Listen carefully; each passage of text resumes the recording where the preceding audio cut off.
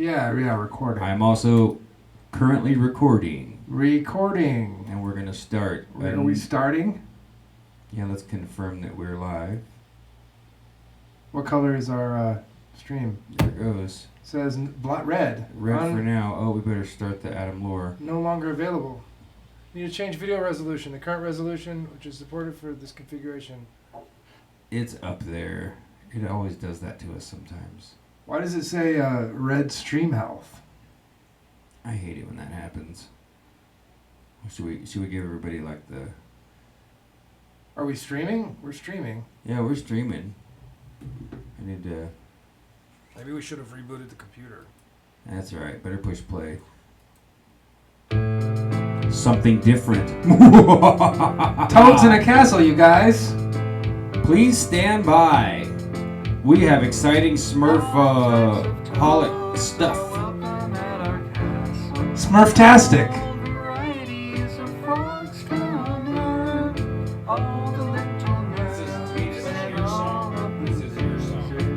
Thank you.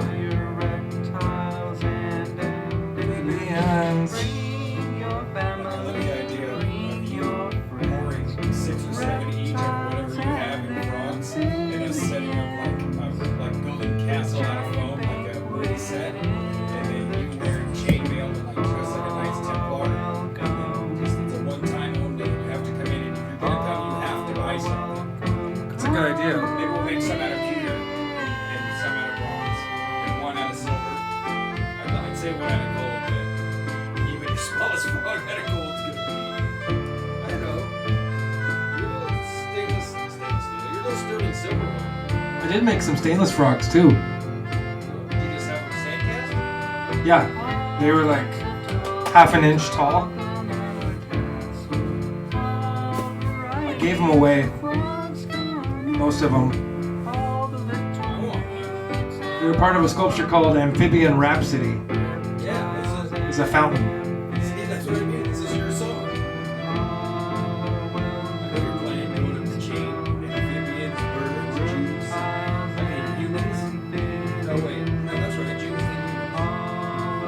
Ah! Oh, Sean. That's what Jesus said when he saw his dream. Just kidding if you're listening. I have a really horrible crass sense of humor. He's crass, you guys. It's much worse than you could possibly imagine. I mean that. I'm going to share this to Twitter. Yeah, me too. I'm going to do a little promoting on Twitter and Facebook and what else? I got to get the link. Oh, and brain horns. Don't forget to take your hat off and use brain horns to get the... Oh, shit. I've got to put the live... Yeah, I almost did it. I forgot. Thank you. Who do you wanna be for me? The live 10. Where do you want? That's why our stream out was in question. What did you wanna be when we're grown up and free? Hey, there's 6 people. How much longer do you want? Hi, all 6 of you. We're still doing a little bit of prep, and Tracy and a special guest are coming up soon. So Welcome to the show. We'll be starting here in a minute. that was right. There was a video of me and you and Tracy on the screen. It looked like I was standing there. I'm like, I can't be standing there if I didn't bring that hat. This is getting bad. Who do you want to kill for me? Or would you rather trade him for me? How many times a day will you be my mistake?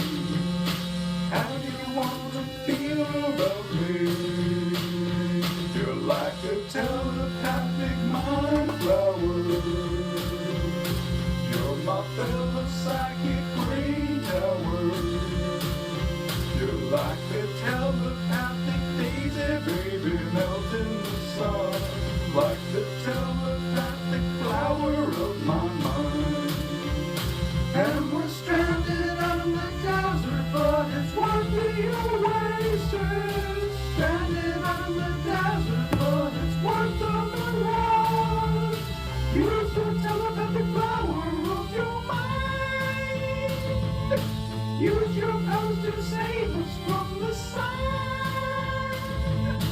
Use the telepathic power of your mind. Use your mind to melt the breathing sun.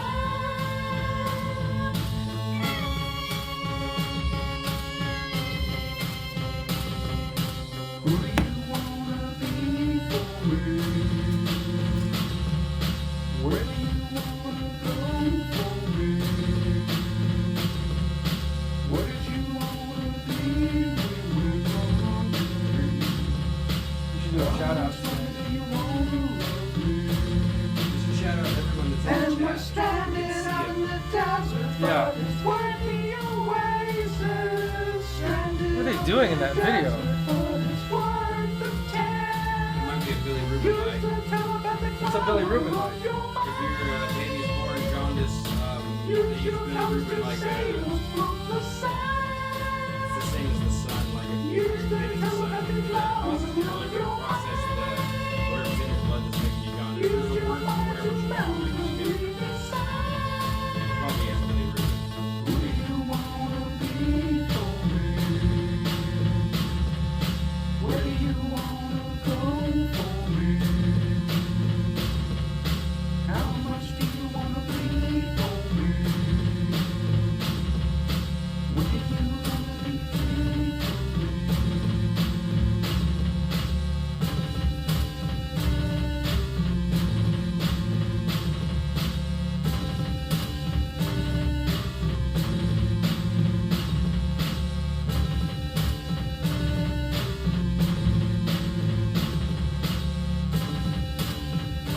Because there's no Grail Stone hashtag. I'm gonna go get burrito. Does that sound good? Okay. I just gotta walk off Judy. Looks pregnant. She walked by the camera like this. Yeah. He called me by the wrong name. She called me by the right name. She called me from her home phone to tell me I'm an asshole. Now you can call me sir, or you can call me madam, or you can call me baby. But my real name is Adam.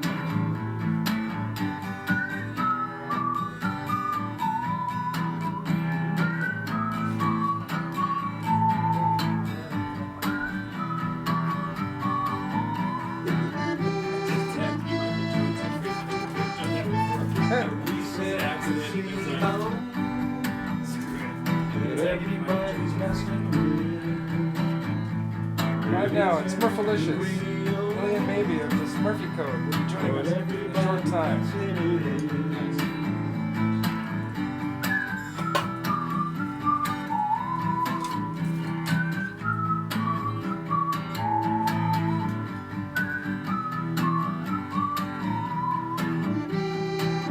I got another follower. You went over to his town, Follow back. and you I took should say. each other's pants down. But little did you know that it was gonna burn your house down. Look at what? Now you can call me James sir, Stevens just has somehow like that. but you can't call me baby. Yeah. I tried to tell you no, Was it old? but you must have heard maybe. Yeah, this is the Recent to see one that talks about the sculptures. Sculpture. that everybody's Oh. fucking with. That was 27. It wasn't First time we had Tracy on. real, I think it was the second time. but everybody seems to think it is. The recent placebo that everybody's messing with. It isn't even real. We've got 13 watching. Welcome to the show. Welcome, welcome. Oh, I need to make sure to drop the chat in here. We're gonna want to see the chat. What's up, Gypsy Hustle? Shout out to Gypsy Hustle. What's up, An American One? What's up, An American One? It's a Plus Ultra night tonight, baby. What's up, Snake Jones, number 9? Welcome to 36 Snake Jones 9. Glad you guys could make it. Well, that's all that I can see. Who else is out there? Give us a shout out in the chat. That's all we can see. Oh, those people must have. I'm the one that can see because it's. Oh, there's a cult fan. Here's a cult fan. What's up? Hostages released. I just pass out. Okay, try to make the chat where the chat needs to be. The right click, copy the web address, put the web address over at the Open Broadcast Studio. You guys never heard this version of Particle Target before. Particle Target ever, or you ruin the experiment. Don't look at the particle target now, don't. Look at the particle target, then don't. Look at the particle target ever. Oh, yo, it's ma'am. It's ma'am.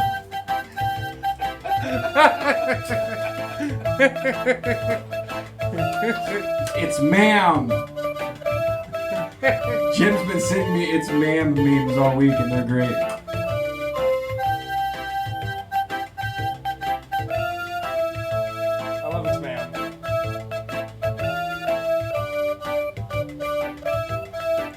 I've got a problem here.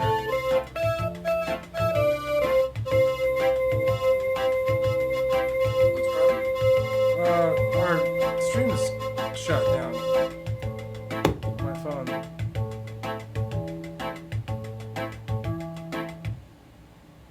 You gonna put that chat in the, or are you gonna leave it out so you can read it? Yeah, I'm gonna do both. I got it in there. It should be showing up over here. What's up, Cheesy Stevie? Oh, there it is. That's weird. It's not black like it's supposed to be. What's going on? There should be more songs, folks. We are not out of Adam Lore songs. Play. Hello. I am way behind. This is weird. My internets are stalled. Is that what's going on up here too? No. Keep going. Don't stop. It says, oh, loop got turned off.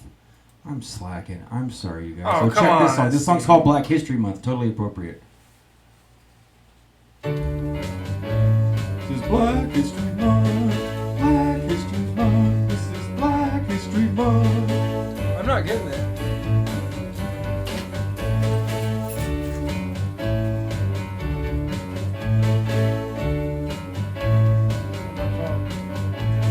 You're not getting audio?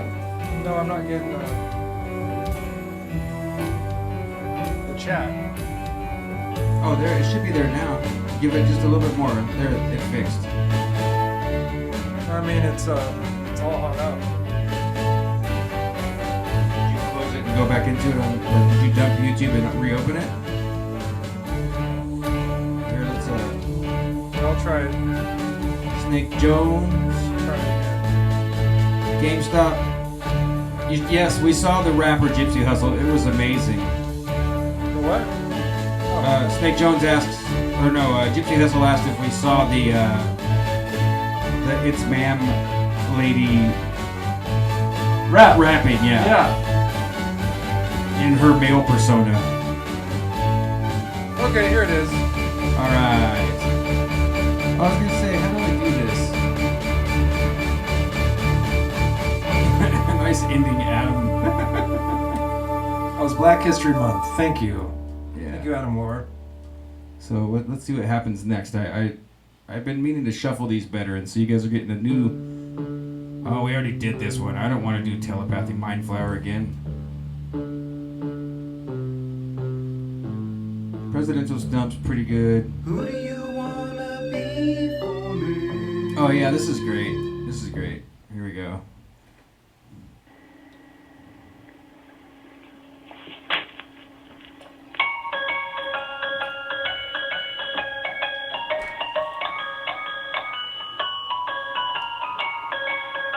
If you get this If you can guess what song this is in the chat, I will send you a custom one-time only private meme to the digital destination of your choice. If you can guess, and you have 3 minutes. It's 7:30 by our clock, so by 7:33, if you can guess what song this is. It's a toy piano, by the way. Yeah.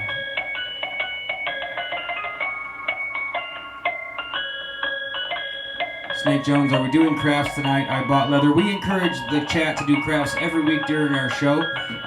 We have a special guest that's going to give us inside information about the Smurfs.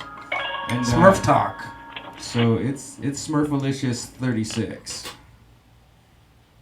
Inside information. Inside Smurfs. One of the most difficult jobs ever attempted. He is on his way to Earth. His assignment, to fight evil and cruelty, whenever and wherever. Outside of a Smurf, the book is man's best friend. Inside of a Smurf, it's too dark to read. We said goodbye and she gave me her picture. I don't think I should see her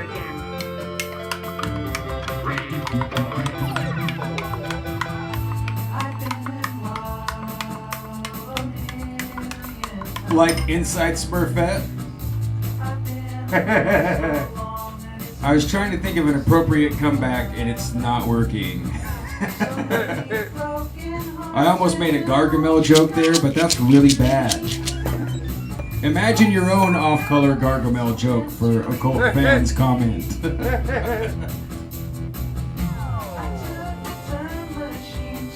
Should we make a meme with Smurfette and hashtag me too?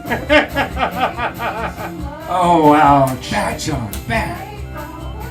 Your dark sense of humor is coming out tonight.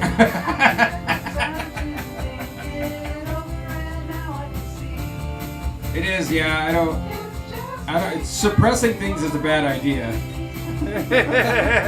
So you gotta, it's kind of like if I fart and it really stinks, I tell people, hey, it's better out with shame than in with pain. I'm not gonna walk around with my belly hurting, I'll try not to trap us in an elevator. That's true, you could cause abdominal discomfort.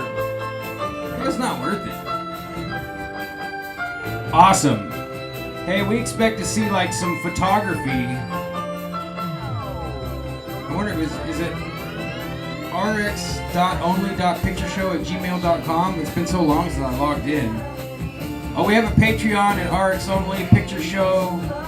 If you want to join Kermie Ibis and be our second ever person to put a couple bucks in the coffer, we would really be pleased and happy. And of course, do the same for Tracy. Sign up for her monthly Patreon, become a Plus Ultra member, and find out secret things that we know that you don't. And I can't tell you anymore. I swore a blood oath not to. Just kidding. It was fake blood. Fake blood oaths now. Fake blood. That's the way we do it. Hey, also known as, welcome to the show. Trying to get back to the live dashboard. There we go. Thanks an email, please. I gotta go get the guest. All right. Wait a minute. So,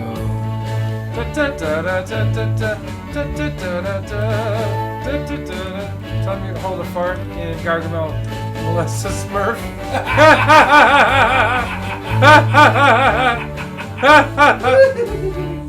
that's really, really funny. Oh, man. Patreon does not like to bring us up in the search results. Yeah, I know. Pain.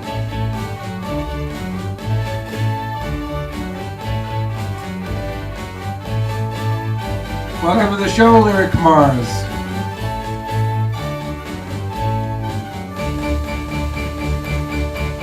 I love this ending. Isn't this ending great? Yeah, it's pretty dramatic.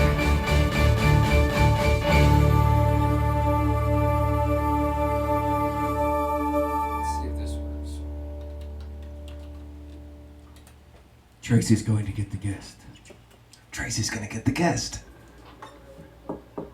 And first thing we're gonna do is confront this guy about his multiple strange names. So get ready for that. Oh, here we go. Hey, this is a great song. I can't wait. Enjoy this song while we wait for the guest. You're gonna love it.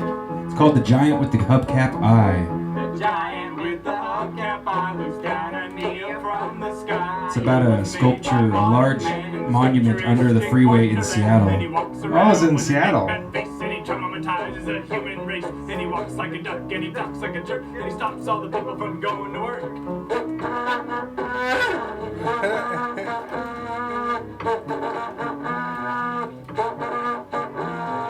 Giant with the hubcap eye, please granddaddy tell me why he used to be a dinosaur, but I'm pretty sure he's not anymore. And he talks to people he doesn't know, and a giant Can't wait to see that art. and he walks like a jerk, and he talks like a duck, and he works in the store. There's a Patreon, and there's my spam email address, but I check it regularly because I use it anytime I need to sign up for something.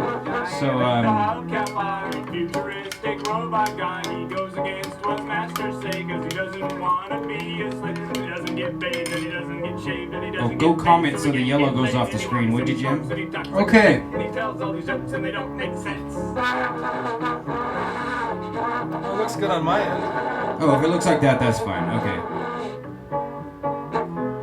Giant with the hubcap eye, he came down from the sky. He came down from outer 25 space watching just to already. show his We're almost ugly ready to get face. Smurfalicious in here. Smurftastic, Smurforama. It's gonna be Smurf Synchronicities coming out of your Smurf bowls. And he always has, 'cause he jumps in the lake to take a bath. Yes, thank you. Shut up and take my money. Wait until we have real products. You won't believe it. Oh yeah. The stuff that we talk about every day is so awesome. It's so awesome it prevents us from even making it. Came the light, he's got an eagle on his head and he takes it off. And the wind and the dust always makes him talk. And he causes storms and he makes it rain. And he does his thing with his ding-a-ling. That's my friend Timmy John the Bugle. Smurf Check this out. Listen in, folks. The bugle part gets so good right here.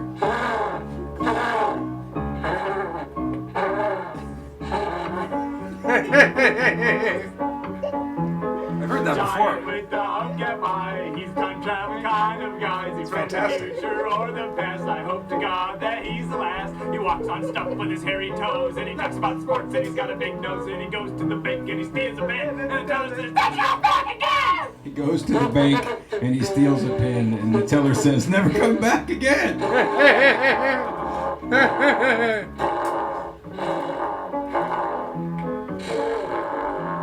The giant with the hubcap eye, he makes all the children cry. He came from the deep blue sea, but all he does is Also known as It's Not About Smurfs Quite Yet. We are actually waiting for Smurf expert to enter the building at this time. He pays 50 cents to get on the bus, and he can't get on, so he starts to cuss.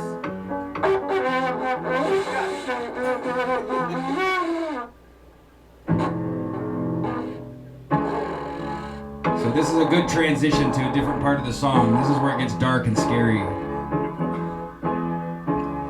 He walks through the town and he tears up the grass. All the people there want to beat his ass. He stopped my house and he broke my truck. What's up, Michael Duffalo? Kill the fuck.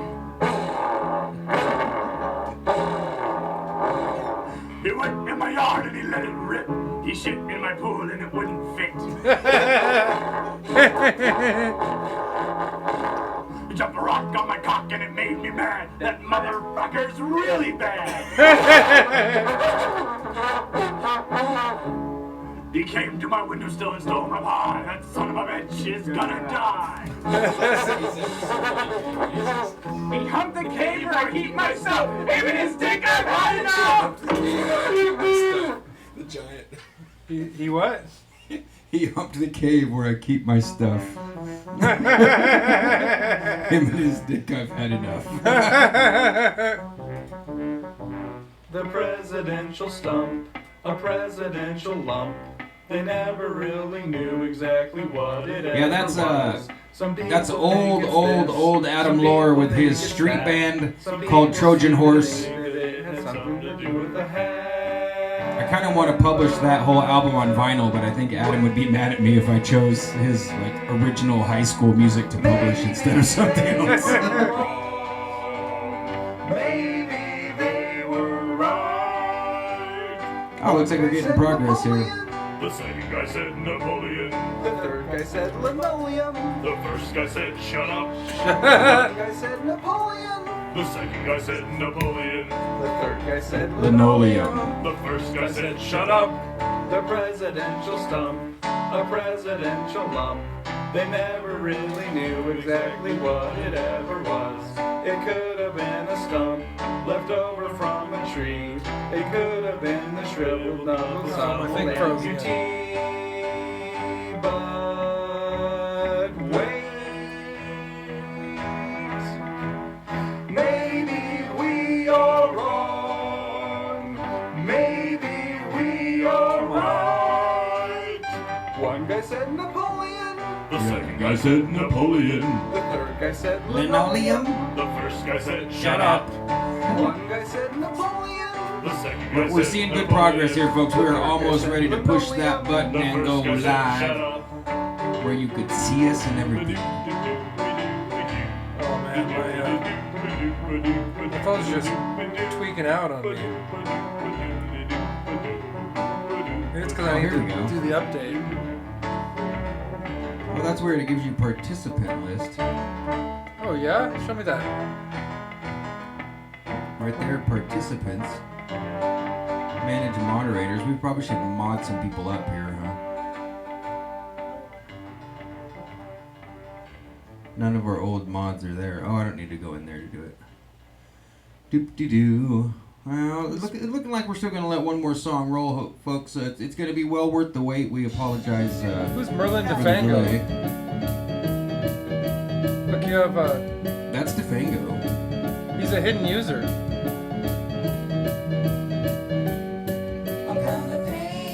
That's weird. DeFango's been blocked somehow, huh? That's weird. It says comments and live chat messages from these users won't be shown. To click hide users, use the flag menu on the comments page or the three-dot menu in the live chat message. What a trip. Alright. What do you suppose that is?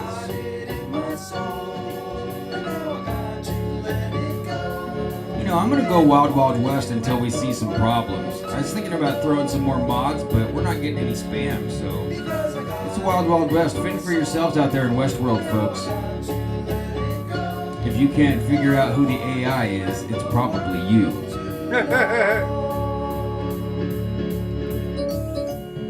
Alright, so I think we're switching over when this song is done. Oh, awesome. I'm seeing good stuff here. Look at that, Jim.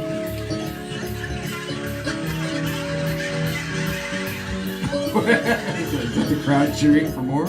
Yeah.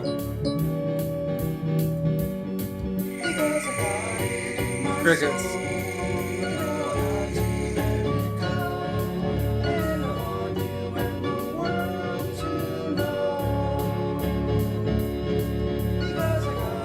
I mean, I guess we could. Are you ready? That's so awesome. Yeah. How very exciting. Where's my, there it is. Oh man, I want the link for that merch I'm looking at. That's cool.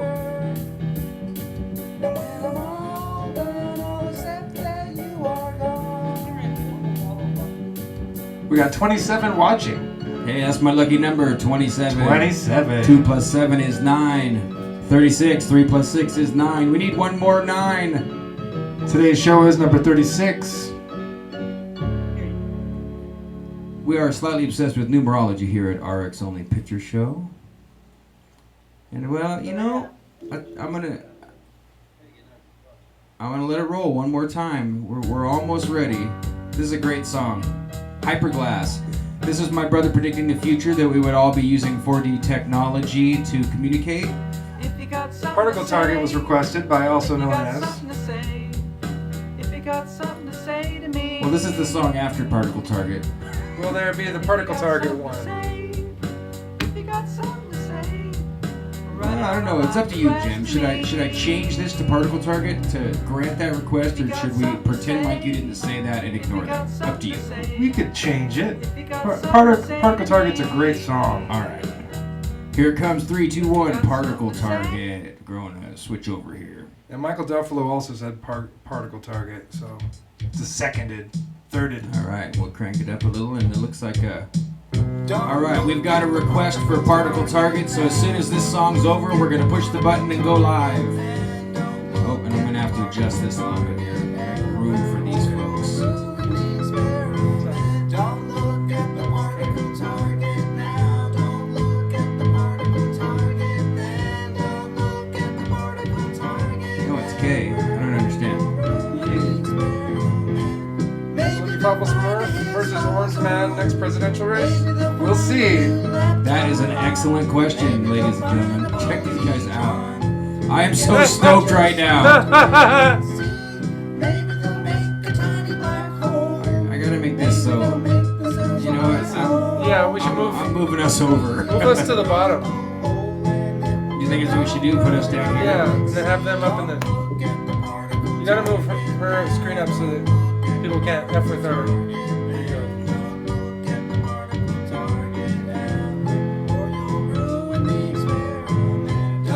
It's a little bit too big, huh?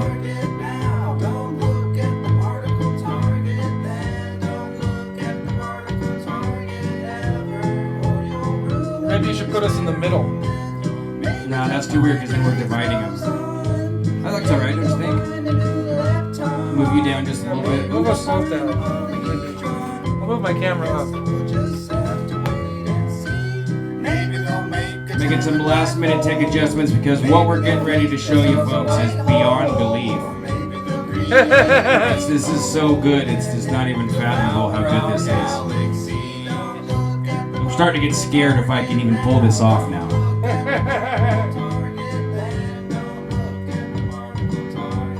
What's up, Lauren Lasserone? Welcome to the show. I think we're essentially ready here. Yep. All right. We've got the thumbs up from ground control to Smurfology. And I'm going to pause the into Particle Target there. Ladies and gentlemen, we are live and welcome to our Smurfalicious special. I'm SB. This is JEM. Of course, we have Tracy Twyman, and this week, our special presenter, and we're not sure, is he Illion Maybe? Is he Ian Waite? We want to know. Which name are you going, or is it one of the Smurfs? I'll be Illion Maybe. Illion Maybe. Welcome to RX Only Picture Show, episode 36. Thank you. It's an honor to be here. Are you sure about that? I've seen enough to know I'm in good company. I mean, are you sure about that you're Illion Maybe? Because the name itself sounds a little bit unsure. Maybe that was the whole point. Maybe.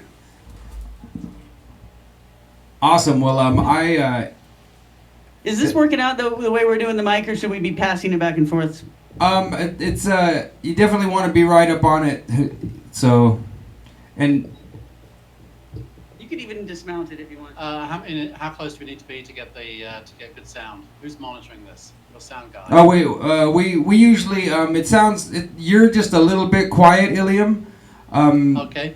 And usually we rely on the chat to give us input on the full sound because they've got more devices to give us more reference. So I think if you guys don't mind, if you want to take the mic off the thing and hand it back and forth, I think that might work better, just so that you can have it right up to your mouth. I'm yeah. Do you have some introductory comments you'd like to make, Sean? Well, I want to once again welcome you, Illium, and we're really glad that you could make it. I watched the presentation that you have, and it looks like it cut short. Last night, I watched it, and I was enthralled. I've definitely got some Very good. some questions, and I was kind of hoping that maybe there's like a second half of that hidden somewhere on your hard drive that you're going to post someday, or it just seemed like it kind of dropped off. So Truth is, there's only about a minute and a half chopped off at the end. Oh, okay. So it's really me wrapping it up. Most of the meat of the thesis is there. But yeah, it was not widely viewed until Tracy shared it. Tripled my viewing figures. I should really be remaking it. Most people get about halfway, they're interested, but an hour is a long commitment for some cable access level programming. Yeah, I agree. Happy to hear you watched it. Well, that's I was feeling like the four of us all have a similar vibe in the way that we connect things, and I was really intrigued by your work concerning, like, well, I think it's amazing that you were a double-decker bus tour driver. About 2 years ago, I was in UK, and so that we went on like a ghost tour in Scotland and stuff, and so that's cool. What a fun job. If you wanted to give us like a history of how you landed in that position and how long you did it for, I'd love to. I'm very curious about that. I mean, I was living the slacker life, and one day on a bus, I put my head up from the book I was reading, and I saw a tour bus go by, and I thought, that's the job for me. So I interviewed, started within a couple of months. Initially, you go around with a pro guide, picking up what they tell you, and then slowly you evolve your own style, bringing up your own points of interests. It's a lot of fun. You have the mic, you've got the attention. Most of these people are on their first day in town. It's an amazing city. London is so full of stories. And that's all you are as a tour guide. You're a storyteller. It was great. And that was where a lot of the Smurfi Code started, was, we used to drive past the Temple of Mithras. Obviously, it's been relocated now, as we know, through genuflect into the Bloomberg office, but it was just street level. And so you do a little research on Mithras, and you'd see a Phrygian cap, and I'd say to my boss, I'd be like, what's that about? And he would just say, drunk and stupid, go look it up yourself. So I went and looked it up myself, and I thought, oh, Smurfs. And that was the beginning of this realization that there seemed to be embedded within the Smurfs enough strange things to create a story, if you like. There seemed to be that the story was resonating through, as we see through a lot of Tracy's amazing research, that the stories resonate through history. They never stop, they just change form. It's like they have a life of their own. I definitely agree with that it's more like a vibration coming from somewhere else that keeps reconstituting itself into matter. That's the way I would describe it, I guess. Oh yeah, I mean everything's made of language, really, seemingly. Certainly in terms of culture. Definitely. So I know Jim had a question. You want to ask him about the Smurfs? Oh yeah, I was wondering, you have so many great photographs of the Smurf characters, the Smurf toys. I was just wondering if that's a collection that you own, or did you have to? I mean, early days of eBay. If you recall from the Smurfi Code, I looked around my room looking for something of value to check up on, and I saw Astro Smurf, and lo and behold, these small plastic things have no value at all. But I started collecting the ones which were pertinent to the story. They actually, like everything in culture, 90% of it is garbage, 10% of it is little gems. I'm going to hold up a couple for you. You might remember alchemy Smurf from presentation. Yeah, awesome. Yeah. You know, it's like it's not quite John D, but It's close enough. Was there actually an episode of the Smurfs where they referred to him as that? Or is that just your name for him? So here's the thing. I've never seen an episode of the Smurfs. These were sold at gas stations, or rather they were given away at gas stations as an incentive to buy more gas. So the Smurfs as a cartoon maybe was more an American thing, a European thing. They weren't on the telly there, really. No. Yeah, And also I was probably too old around that point. So yeah, maybe there are some cool story points in the episodes, but I'm not sure I have the will to mine through the episodes. Oh, There was some cool don't you stuff in worry the about it, movie. Illium, because we're going to do it for you. Me and my girlfriend love watching childish things in cartoons, and this episode and your presentation is going to inspire me to watch as many episodes of the Smurfs as I can and take notes. So maybe 10 episodes from now or whatever, we can follow up with like a Smurf extravaganza. Yeah, plus if you watch more than 2 episodes, you'll never get that theme song out of your head. And that's true. So you know that Gargamel created Smurfette through alchemy, right? Okay. So alchemy is definitely part of the whole story. But since you hadn't seen it, I just wanted You know, I was this close to getting a pine cone, a Grail stone into the first movie. A guy I know is a glass maker, and it was a last minute thing. They said, we need some primitive looking alchemical equipment for Gargamel's laboratory. Can you make it for us? He called me, and I was like, can you make a stopper that has the Grail stone on the top? It didn't come to pass. The time was too short, but it was close to really just grabbing hold of that. But in that first Smurf movie, Papa Smurf essentially looks for a hidden message in the Smurf books. in the Smurf history books or something, you mean? Yeah, he takes them to get out of New York, where the portal has landed them. They have to find a code hidden in a book of the Smurfs. You know, so there I was finding the code in the Smurfs, and then it resonated into the movie with Papa Smurf. That was the way out, back to Smurfland for the Smurfs. Oh, I vaguely remember that. Wow. It all gets to the. It's meta. Now it's like digital feedback. We're going down the infinite portal. Yeah. I got deeper into that recently, but we can go into that a little bit later. The effect the storytelling has on your life in a kind of a Grant Morrison style. But we'll come to that later. Yeah, I know what you're referencing, but certainly, well, let's leave it for a little bit later because it's exciting and kind of scary. Yeah, it's always fun to push the edges of reality and see what gives and what doesn't. Another favorite Smurf coming up was Grandfather Smurf. And what's so amazing here is that it looks just like in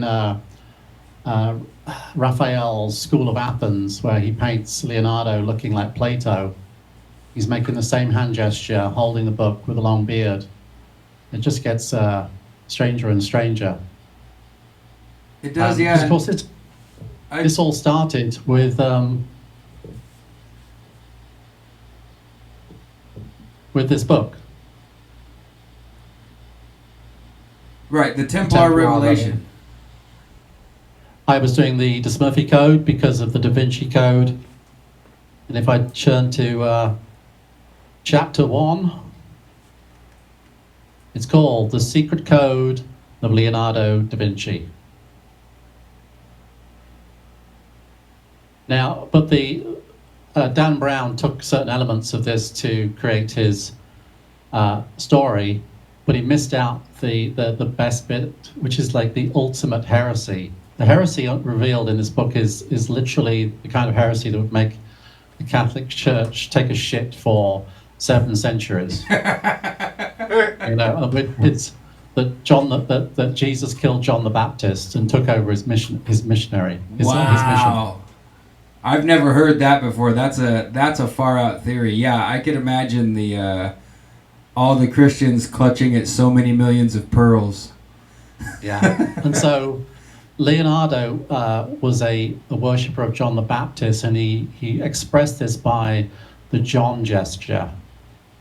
And so we see that in his paintings, the J for John, ascending, and that's why that was the crucial part of the Smurfi Code was that the Smurfs like to make this gesture.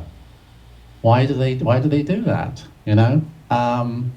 This was the classic Smurf, which had all of the code in it because it's got the mushroom, the Phrygian cap, the hand gesture. Yeah, and he's bigger too.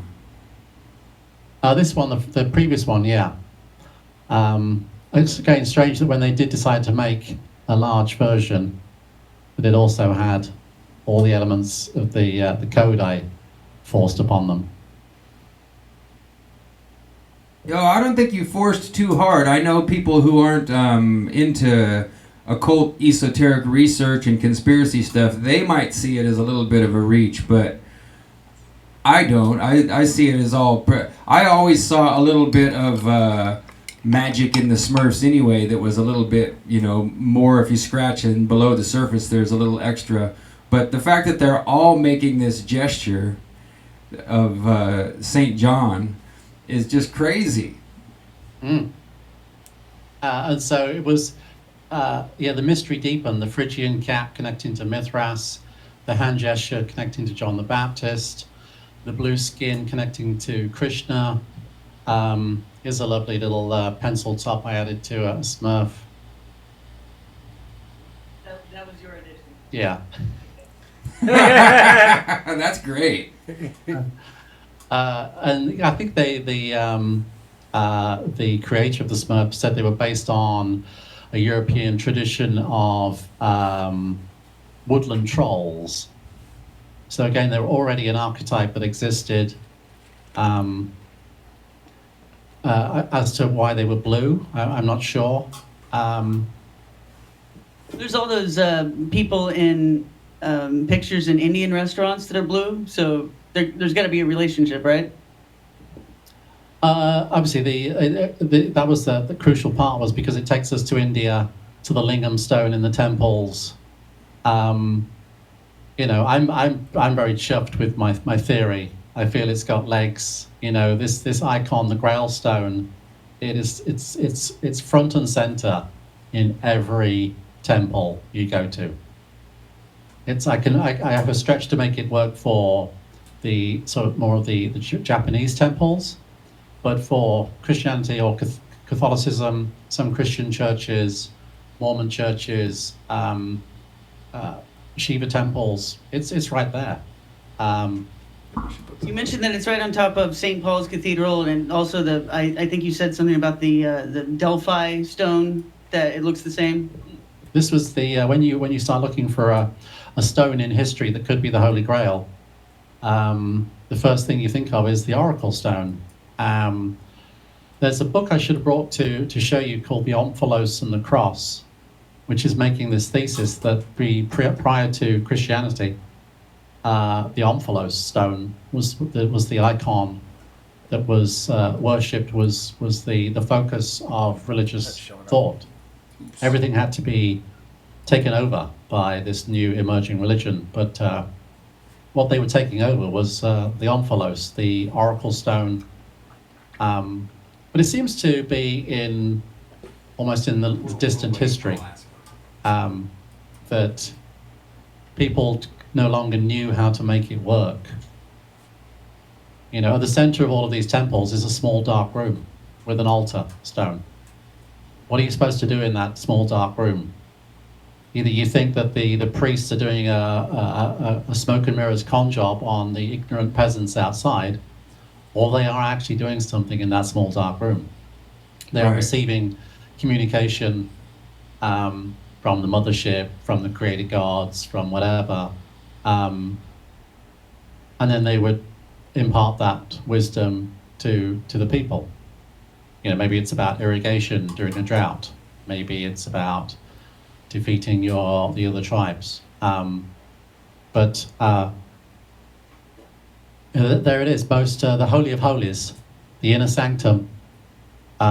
It's in every temple. And that's why the Vision Quest I went on Google, when you can tell this story with those images, people can go, oh, all right, that is the same stone. Yeah, it's, everywhere. Yeah, it really is. It's amazing, and I was thinking when I was watching it about how I listened to a podcast by someone I follow on Twitter, and his name's James True, and he was talking about how people either don't know or don't really think about how involved crystals are in all of the technology that we use. That a crystal gives you a consistent consistent relay, so that you can keep time, so that you can make all these computers work and all this technology and everything. You know, it's all full of, you know, quartz and other types of crystal. And it made me think when I was watching your presentation of the same thing, that that the idea that it was like a you compared it to a projection, like coming out of R2D2. You know, the idea that something could be, or also like the Palantir ball in the Lord of the Rings movies. You know, that it's and of course a crystal ball. These are all things that relate to the inner sanctum in my mind also. You know. Well, if you think about what as I said, this the story, which is one of the oldest stories known to mankind, the fact that it keeps resonating. Have you seen Ready Player One? Yeah. I've read the book and seen the movie quite a few times because. There you go. So the Easter egg it's the golden egg glowing in the inner sanctum. Yeah. You know, and Parzival is the main Gunter, the protagonist, the hero of the movie. So it's still being told. It doesn't go away. It still resonates with people. And I was overjoyed when the Easter egg was revealed to be, you know, essentially a Grail stone.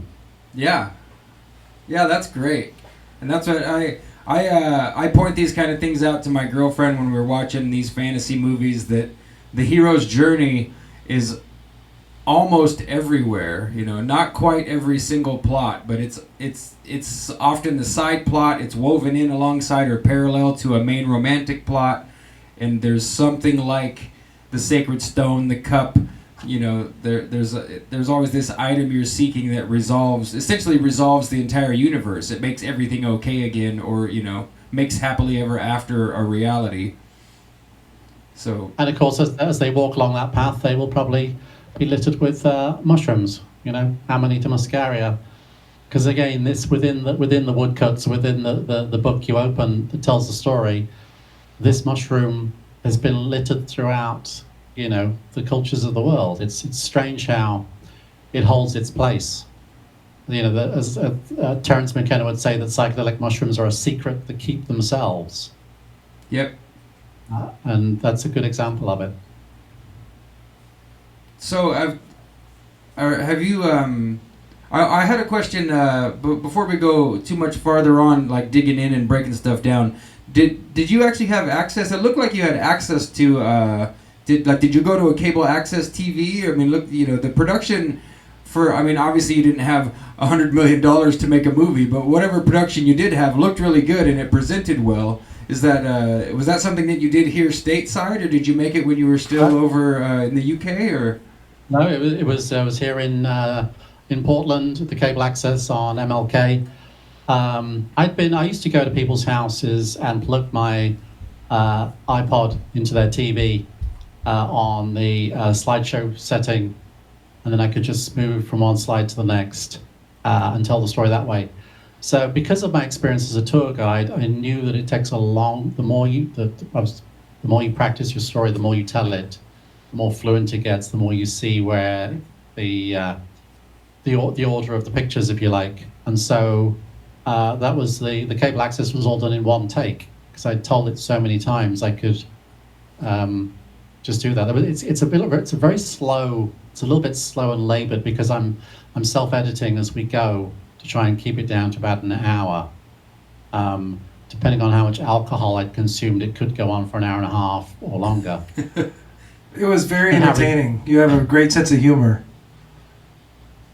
Thank you. Yeah, it's a great story to tell live when you've got time and space to make it funnier. Yeah.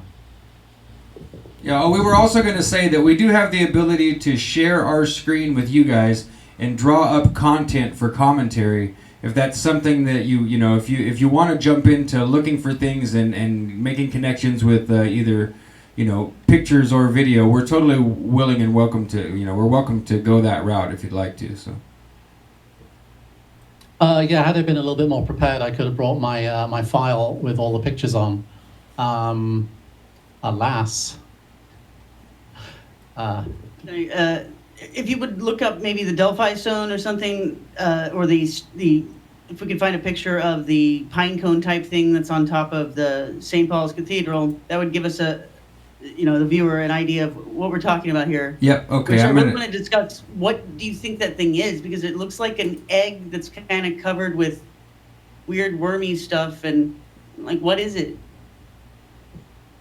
I mean, this people would say, well, that's an egg, that's a pineapple, that's a pine cone, but it's always the same kind of thing in the same place.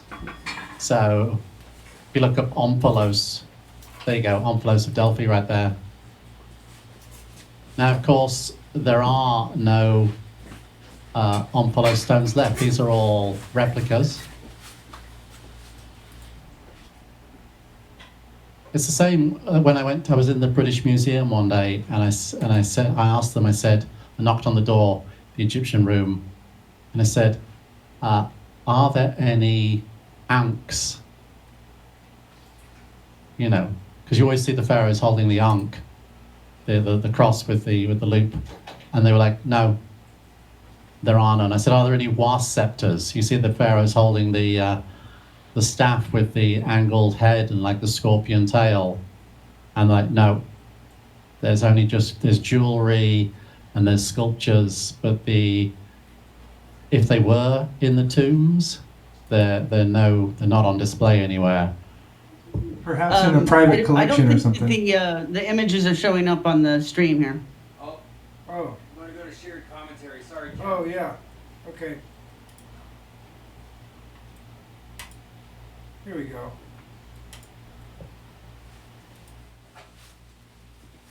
Why aren't you wearing your Smurf hat? You're making me wear a Smurf hat. Because I'm hot. And I said I would turn on I'm going to try to turn on a fan. You guys told me it's too loud. I feel bad because you look great in that hat. Yeah, I took my hat off because it was too hot. I mean, I bought the Smurfiana, so I feel I should really try and get this to make the team. I think I'm just gonna have to take a bead of sweat for the team. Hold on. we turned the fan on low. I think is it interfering with the sound? I know if I open the window, then you'll hear all the cars. Yeah, we can't hear it at all, and I'd be willing to sacrifice a little bit of background noise for your guys' comfort for sure. It's not going to be so loud that we can't all be heard conversating, so I wouldn't worry too much about it. But I got to give you guys huge quadruple compliments on your costuming. It's awesome. If I would have had a little bit more time, maybe we'll have to do a Smurfiology reboot eventually, because I was joking with my girlfriend that I would have sprayed my beard white and painted my skin blue, but I just couldn't, I wasn't going to try and run to the fabric store and buy the stuff and hope that I pulled it off before it was time to go live, and then I would have blue paint all over my hands, and so I canned it. But if we wanted to plan a Smurf cosplay recap with the slideshow later, I'm totally down to do more than one episode about this, because I feel like we've only cracked the surface. And I see Jim's got definitely a weird dream of mine is to get the full Smurf makeup rather than some cheap Halloween version. Yeah, I mean, but really, if we wanted to get crazy, we're not that far away. We could travel to where you guys are, where we could really, spend some time in makeup and get ourselves. Maybe we could do a in real life stream of us traveling the streets of Portland, Oregon, dressed as Smurfs and interviewing people of their own personal occult connections concerning Smurfs. We'll turn an umbrella into a Amanita muscaria mushroom. Yeah. And Jem and I are both, we both work as artists, so we could definitely make a Grail stone or two. It wouldn't take us that long. Well, this is the great thing about the Omphalos stone, is that you'll see this. It is truly, I feel, I don't know if Dan Brown really brought it into the public consciousness, but hidden in plain sight. Because you'll see the Grail stone, in the center of fountains, on park railings. It really is everywhere. I wondered whether, if you're a stonemason in days gone by, that one of the secrets would be, there are symbols that we put into our church carvings, but there is one above all others that must always be there. And like, oh, what is it, oh master? And they're like, it's this. Yeah. Because say there's two on the front of St. Paul's Cathedral. They don't look like pineapples. And once you get closer up, they look more like these jeweled eggs. St. Paul's. You compared them to Fabergé eggs. I mean, but do you have a theory about what they are? I mean, okay, so they're calling them Grail stones, but I mean, really, what is it? You'll see pictures and carvings in the Indian temples where somebody is holding the altar stone, the altar, and another person is holding the lingam stone while a god emerges from the stone. They portray it as a portal, and then other times you'll see the gods kind of emerging out of a stream of steam emitting from the stone, as though, again, that holographic communication device. I think it's exotic, it's celestial technology that we don't really compare it to an iPhone. There's nothing that phone can't do. Describe that to somebody from the 1950s, and it's one of those new televisions with one of those new phonograms with one of those huge telephones, and they'd be like, wow, the future's great. Okay, so actually,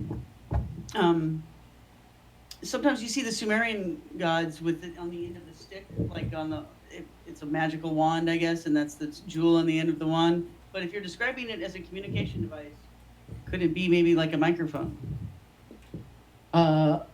Yeah, I do see it as that. Often the Indian gods are holding a conch shell, and the conch shell you kind of blow into it to get to communicate to other people. That would be a good analogy. Right. And so, if you're trying to represent something where you saw your creator gods all beautiful and dressed in pieces of string and gossamer futuristic material from the future because they just walked through this Stargate, you'd be like, oh, look, they're speaking into a conch shell. So it's more about how the humans look at this technology and go, I don't know what that is, but it's amazing. And if we ever do kill the gods, we should try and get that for ourselves. This one right here. Here it is. You just went past it, but I was trying to get to that one. It's all right. Okay, there he is. He's pointing it. And the other one, well, never mind. Good. So the translation of this stone is something like miluli, and it translates as purifying and sprinkling. And so people have seen it as being as though they're pollinating the tree, the sacred tree in front of them. But we often see water connected to the Grail stone. It's strange. You'll often see, the altars in India always have a little drain off of the altar. So there used to be a huge fountain outside the Colosseum in Rome, It was called the Meta Sudans, and it was this weeping pine cone. And it was only Mussolini who got rid of it when he was trying to improve the traffic flow. There are still photographs of it, and again, it's our beautiful Grail stone, kind of weeping water. And that's why I think the connection with fountains, the water in the temples. So maybe maybe it was in this connection with the original temple that in Jerusalem, that had these huge lavers, these huge bathtubs outside. So it's bringing up, that search brings up the lovely pine cone. So that stood outside St. Peter's Square. This one here. For about 700 years before they put the, like Napoleon kind of rediscovered Egypt around 1800, and that's when everybody went crazy for the obelisks and so on. But prior to that, St. Peter's Fountain,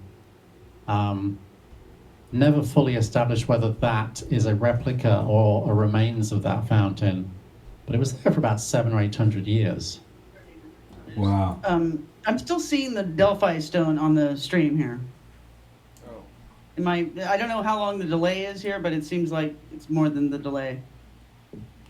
Yeah, let's let me pop to the. Well, on my dashboard inside of YouTube, it's showing everything we were just commentating on being on the screen there. So, hopefully there it that's is. right. I just got it. Did it pop up for you, Tracy? Look. Anyway, okay, maybe. And I was gonna say also, ILLIUM, that prior to watching your presentation, I had always thought of those representations as a pine cone representing the pineal gland. You know, that was the deepest I had dug into any of that, and found that often that they're using that as a representation of the third eye, of the sixth sense, of something like, the ability to divine, or to what were we working on 2 shows ago, Jim, where you can Brain horns. Yeah, working on your brain horns, making your ESP work. I mean, I do. I mean, this is a common theme that about the pineal gland, but it's a small fatty piece of brain tissue about the size of a grain of rice that's vaguely pine cone shaped, and the idea that somebody would find that in a cadaver and be like, this is the seat of the soul. Again, we would have to say that they had a deeper understanding of biology. But again, even if that was the case, that it is the organelle within the brain that creates the magic, beyond just serotonin. Is the technology and the understanding that creates that then naive enough to make a representation of it and put it in a dark room, in a temple? It doesn't quite. That reasoning doesn't quite work out. That's a beautiful one, that Fabergé egg. Yeah, let me switch this back over where we can see. I've not seen that one before. The one I used in my presentation was a big one for, I think it's Tsar Nicholas's coronation gift, and that's a real beauty. And that's the one that's in Ocean's 12. I think. Yeah, that was crazy that you had a couple synchronicities on the flights. That was great. And then to get to Rome and find a pine cone in my room was that's when you're resonating. Right. I'm not sure if I tell the story of that trip to Rome. It was my first wife was the deal was, if she's going to visit my family in England, we would go visit a European city, and we went to Rome, and then suddenly the Pope's health is declining, and I just knew this was going to happen. And as the weeks go by, he's getting sicker and sicker, and then a week before he left, he died. And so day one, they were like up to 1 million people are expected to come to Rome for the pontiff's passing. Day Tuesday, it's 2 million people are expected, and it would go up about 1 million per day. Wow. I wanted to point out for on Tracy that what I searched for was for this whole search I searched Grail stone egg, and as we clicked along I clicked on this picture here. There he is. There's our man Mithras. And so only 2 over is isn't this one of the artifacts that you found by requesting photography, Tracy? Yeah. Which is not unrelated because that's the guy who found that said that was Kai Bell, and we know that that's related to the Mithras cult. But that's kind of there's a long story there. Yeah. I love this picture. I love the art in your book. I'd love to have that on a hat or something. But Good idea. It's the same kind of pose that of Shiva dancing. You'll often see, this wonderful statue of Shiva dancing in this arc of fire. yeah, And it's not dissimilar from these. I was talking about it being a portal, a Stargate, as these beings walk through into our realm. and It's that classic that's image. And they put this right in front of CERN.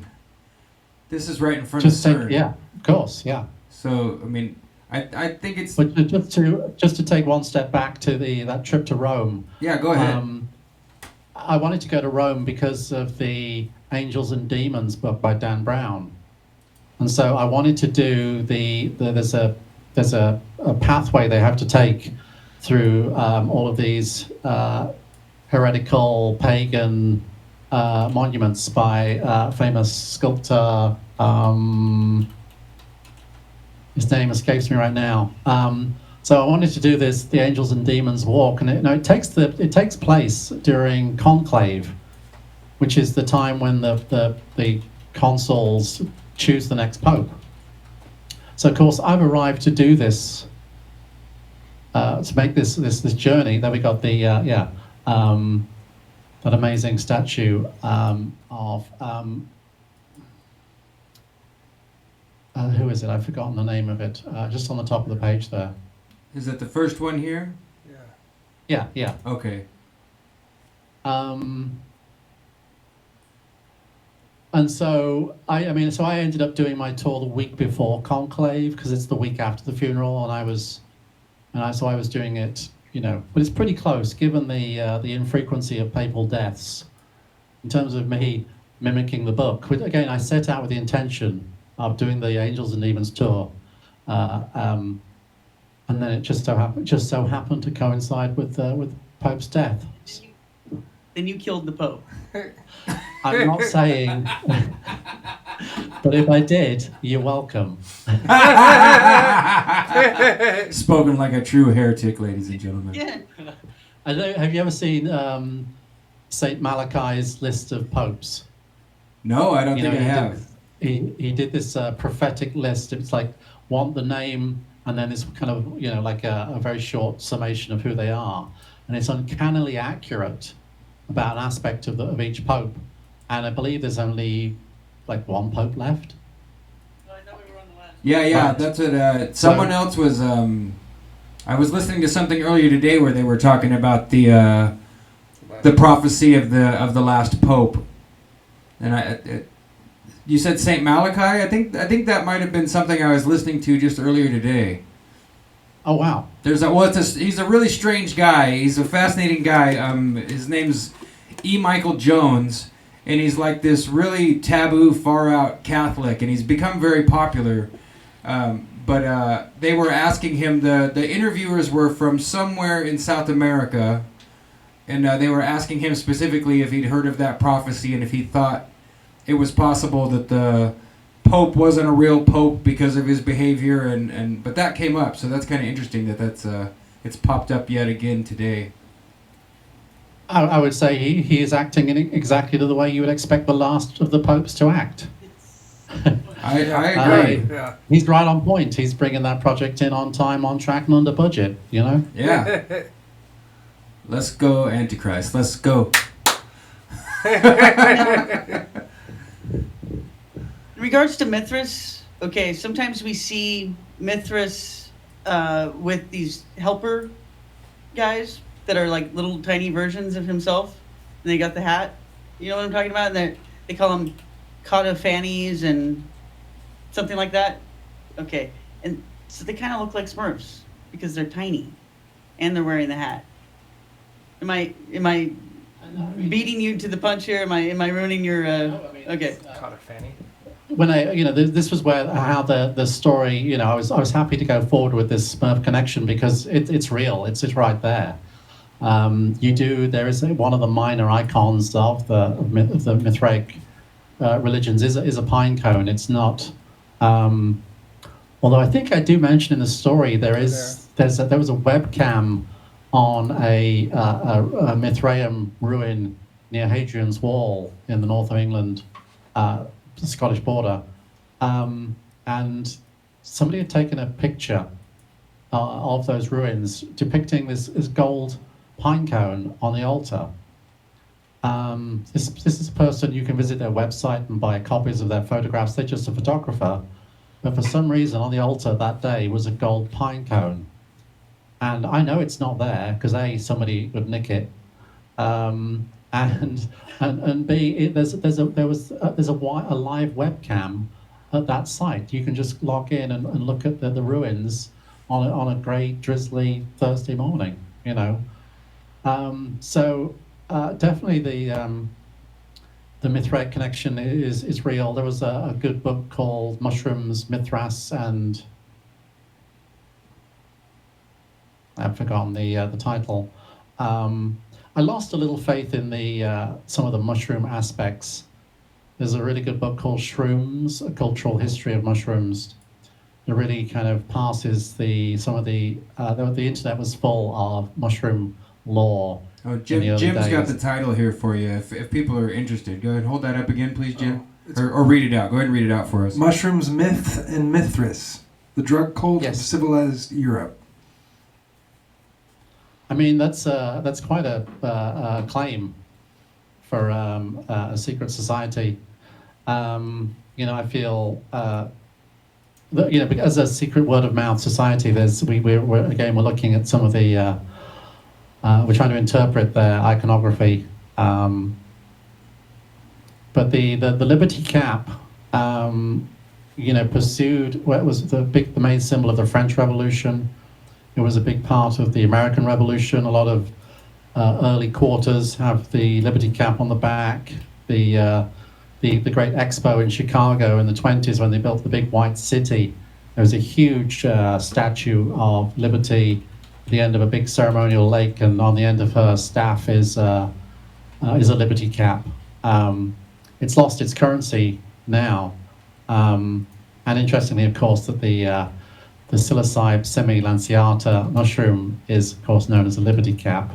That's the ones I've eaten the most of. Right. I mean, that's all you get in England is the smaller, not the Stropharia capensis. You get a lot over here. Well, you can get some in the Pacific Northwest. There's a more variety, but yeah, I mean, as far as the most common things somebody's gonna have if you're going to a concert or something, the Liberty Caps, and occasionally you can see some Cobenzas around. But I was trying to find more monuments, but it's not. But yeah, I've noticed it. The Liberty Cap or the Mithraic Cap, also the fasces. Once you start to see this stuff, you see it everywhere. These deep you can definitely find symbols. You can find it on the seal of the U.S. Army and also the Senate. The bundle of twigs. Yeah, the fasces. I wonder if they're together anywhere. Oh, there's the one you're showing there in the roof of the Senate building. It's hard to make out, but it looked a little bit like he was making a John gesture. And I was hard pressed to find a close up of that. Let me try again there. This one here? You can John gesture every time we say check please, right? Well, yeah. I mean, kind of. When he's looking at you, John. It's. I mean, I say Leonardo was putting this less subtly in his work. And again, it's the work of Picknett and Prince that inspired various elements of the story from the Leonardo connection. even to the Get point closer. that the reason they got into Leonardo was because their previous book was about the Shroud of Turin. And whenever you see a picture, I also thought you've just brought up that it does look like the John gesture. It certainly does, And and from his a hand distance, almost it almost looks... looked like there was a pine cone. Yeah, that's what on I the end of zoomed his in. sword, but it was his hand. But knowing artists, that might be intentional. They might have painted Washington's left hand as the Grail stone. And Yeah, we I actually mean- did an episode where we went over this, the 72 stars on the ceiling. Jim's actually been here and counted the stars. I'm pretty sure this is at the Capitol, isn't it, Jim? Yeah, the Capitol building.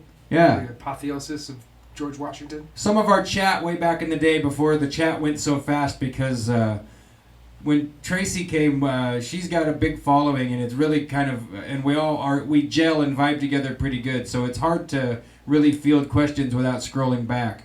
But back in the day, we got stuck on the number 72 for a while, and there's 72 stars in this around this picture. This is the apotheosis of George Washington. I'm pretty sure is the painting. Again, it comes down to that. The conversation at the group meeting is, well, anything you particularly want on this picture?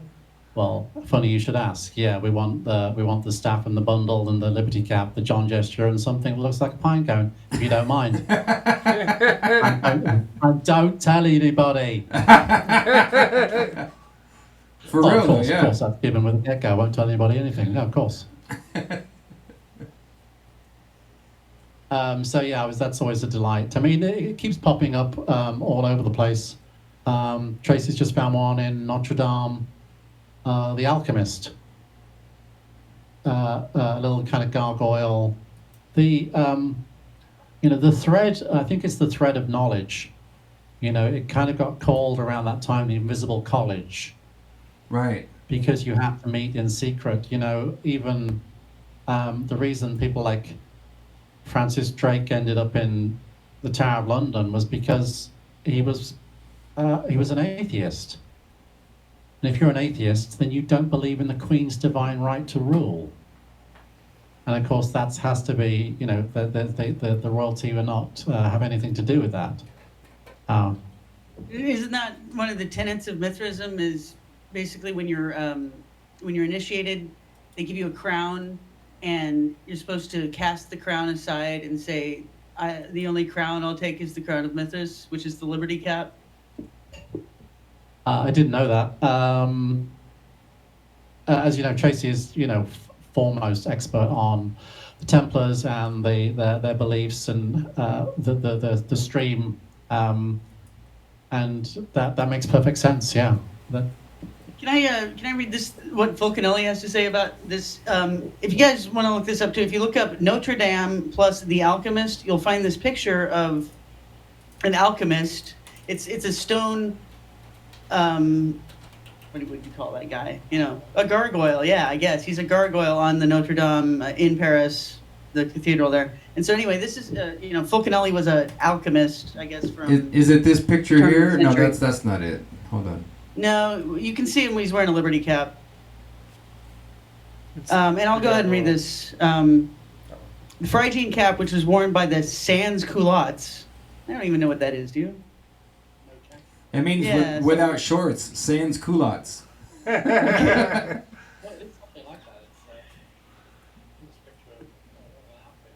Okay. So, all right. Anyway. The gilet jaune at the moment, writers, the yellow jackets, is the song So. They're easily identifiable. Those people. But yeah, that's the guy there. Okay, so and they acted as sort of a. Okay, the Phrygian cap, which was worn by the sans culottes and acted as a sort of protective talisman in the midst of the revolutionary slaughter, was a distinctive sign of the initiates. In the analysis, which he made of a work of Lombard de Langres entitled Histoire des Jacobins, no, I won't read the whole thing. The scholar Pierre Dujols writes that for the grade of the epopt in the Eleusinian Mysteries, the new member was asked whether he felt in himself the strength, the will, and the devotion necessary for him to set his hand to the great work, which is, of course, alchemy. Or usually that's how that's interpreted. and I'm sure that's what he meant when he wrote that. Then a red cap was put on his head while this formula was pronounced. Cover yourself with this cap, it is worth more than a king's crown. Few suspected that this hat, called Liberia in the Mithraic rituals, and which formerly denoted the freed slaves, was a Masonic symbol and the supreme mark of initiation. It is not therefore surprising to see it represented on our coins and on our public monuments. So, that's all.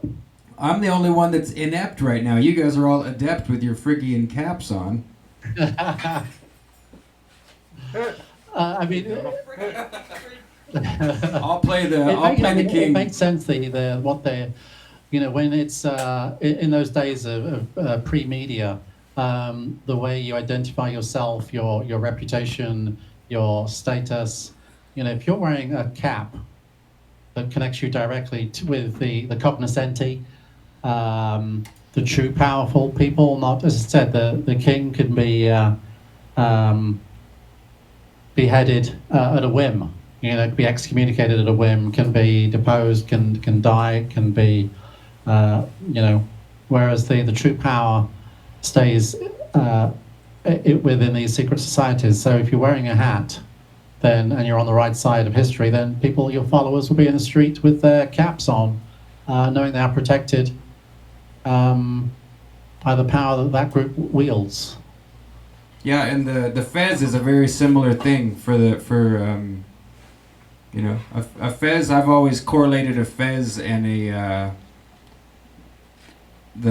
I'm losing the word now. Smurf hat. there's a better word. Phrygian, the Phrygian cap. I've always seen those as kind of parallel to each other.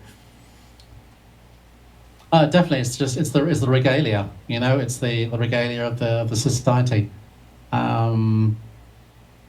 It doesn't get much of a run. Although, if you recall from the Smurfi Code, the bishop's mitre, the royal, the papal mitre, in Latin it's mitra. Right. And the simplest form, the mitra simplex, is a simple white conical cap. So even the proto-popes wore the Phrygian cap. This was before they became, the wealthy sadists of the world. They wore the Phrygian cap as the sign of their religious status, if you like. Look at that crown. Yeah, that's the triregnum, they call it. Crown is just something else. I did a little bit of, I have a lifelong project of, I'm going to paint flowers and crowns and steep all of the work in deep esoteric symbolism. And I've done a lot of the study in books and in images and some few studies of paint and a little bit of drawing. But they call it triregnum because it's, the Pope is crowning himself king, king, king of the world 3 times. And I don't remember which.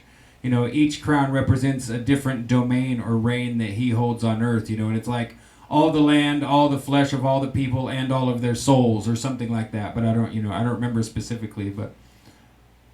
Wow. Yeah, it doesn't get much of a run out these days because it would be seen as this ultimate symbol of pomposity. But as you see, they've all got one, whether they wear it or not. It'd still be crafted and put in the glass cabinet. Because it goes with the job. You get the tiara. It's like grandma's silver in China. There's no real reason to take it out unless somebody really important's coming to dinner, right? Yeah. And they hope that no pope ends up trying to sell one on eBay because hit hard times. That would be a great fake eBay listing to make. Go make an account of yourself as the Pope and list the triregnum crown and that would be great. Does it have bees on it? Only serious bids. Yeah, yeah, that's right. No time wasted. I forgot what reserve not met, right? 666 billion. Does that sound fair? Given that it actually does give you control of all of those levels, Yeah. Well, plus let's see if we can get a better picture of the hat. You were talking about the simple version. I've seen that compared a lot to the fish god Dagon. Yeah, check this out. I've been saving this one for you. How about this one? Oh, let me switch you over so you're on camera. Here we go, and there you're rolling. So. There was a beautiful collection of Oh, wow. Smurfs horoscope. Oh God. That's Literally. it. He is Dagon. Dogon, ONEs. I mean, it's just beautiful. There has been some really cool collections of Smurfs in the last decade. There was a Native American collection and a Halloween collection, and then this horoscope collection. Yeah, that's a beauty. Yeah, that's. Yeah, and they see it. The old the mitre, the fish hat, if you like. Yeah, this is pretty. It's pretty hard for people to argue against this being similar when you put the Pope and the Sumerian God King. You know, I don't remember the name of the Sumerian kings. You know, it's not Rex, it's not Pharaoh, but. But again, holding the stone. Yeah. The mysterious stone. Oh, he is. Again, being used in a very different way there. But if it does, you know, take something like homeopathy, you know, a very kind of controversial medicine that is based on the fact that water can hold a message, and it only gets amplified the more you dilute it and shake it. Came across an interesting book called essentially updating the science behind homeopathy, new breakthroughs that have enabled a better understanding of how it might work. Yeah, yeah. And it's all about that interface between the water and the glass. The rest of the water is doing nothing, but there is a zone where the water connects to the vessel it's in, It's where all sorts of crazy stuff happens. Gerald Pollack, Molecules Dr. Gerald of Pollack, silica I think. come off. Second? Pretty sure it's Dr. Gerald Pollack out of not WSU, but they're in Seattle, the UW. It's called. The emerging science of homeopathy, I think it's called. Okay, so maybe these are just works that reference each other. There's a doctor who's doing work on structured water, and the exact same thing you're talking about out of the university, the State University in Seattle. Dr. Gerald Pollack. There's it's called. I think if you search his name in structured water, he's showing all of his experiments, but it's exactly what you just described. You know, they find a way to polarize the water into positive and negative. They demonstrate that it definitely has a memory, that it acts like a computer, it acts like a battery. The EZ water stands for exclusion zone. So the water will change. Right, yeah, that's so. These micro vacuums and so on. Yeah, if you haven't looked it up, folks, check it out. It's amazing. You were talking about the crystal. You know, the stone looks like a crystal. We understand a little bit about crystal technology, both through the application in modern technology and the kind of the New Age Atlantean idea of the storage of various resonances. But we see more of a water association with the Grail stone, and so maybe that is an advanced technology, is to program, if you like, the water, which then people either get baptized with or drink. But the magic is in that water, and that's what the Grail stone sweats out, if you like. And that hence when you see the Sumerians using it that way, you don't just water a plant, you give it the information it needs to access its genetic database to produce forth the perfect fruit for the climate and so on. It's just a technology we haven't mastered yet, but I'm happy to take a wild stab at it anyway. No, I think you're totally on track. That we're not seeing some strange, mysterious ritual. We're seeing like the most important. That's why they go into the secret holy place. They divine the information with the special stone, and it's what actually underwrites the productive effectiveness of society for the season or for the time. That makes a lot of sense to me. Yeah, I mean, given the profound effects you'll get from some micrograms of lysergic acid, I'm sure you could get a similar effect from the right programmed water to re-resonate out to the waiting crowd. You are speaking through through the message of the baptism through the water that's been programmed. Who knows? Say it's not. We can't explain an iPhone to somebody from the previous century. So we're just grasping at what you would do with a weird stone in a dark room that maybe involves water. So the water activates the stone activates the water. Yeah, maybe you add, you drip the water to it, and it's changed, programmed, comes out the bottom, and it's enough to literally, you see them, the Catholics will still have the palm frond, and sprinkle the crowds with the water. Yeah, these are ancient rituals, and if just a droplet is enough to subdermally, bring you up on one, as the kids say. Bring you up on one, yeah. You've taken your subdermal hit of psychedelic. Before you know it, you're coming up in the communion, and yeah, the message has been received. It just made me imagine the bishop or the pope flinging just huge amounts of liquid acid on people with the from instead of water. Like, ooh, let's go, let's get this going. It's closer than you think. It's yeah, I think it's a nice version of the future. It doesn't have to be the full blown 12 hours. Yeah, maybe a quick up, quick down. More of a DMT style. 10 minutes and back home for a cup of tea. It's an AI techno pope. There you go. Yeah. I do have a theory that they are microdosing us with the chemtrails. So we can talk about that some other episode, but that's what I think they are doing. It's again there is the technology. It's just you just drizzles down. We inhale it.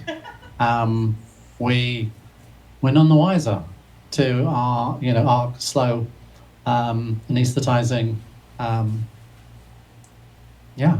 Well, we had an awesome episode with a guy I recommend to anyone if you want to get into far out theories and ideas, and his name was James Freed. We had him come on and give us an update of what he thought of the hemp bill being passed, and he's pretty obsessed with the idea that they're feeding us and having us breathe things all for the purpose of being able to remotely edit our DNA, and that's part of the chemtrail thing too, is that it softens and changes your interior structure, and so that's what that made me think of when you brought that up, Tracy. That they're working on us slow but sure. We're gonna boil these frogs even if it takes another 20 years, right? I mean, if that is the level of technology they are operating at, we have no, the resistance is truly futile. Yeah.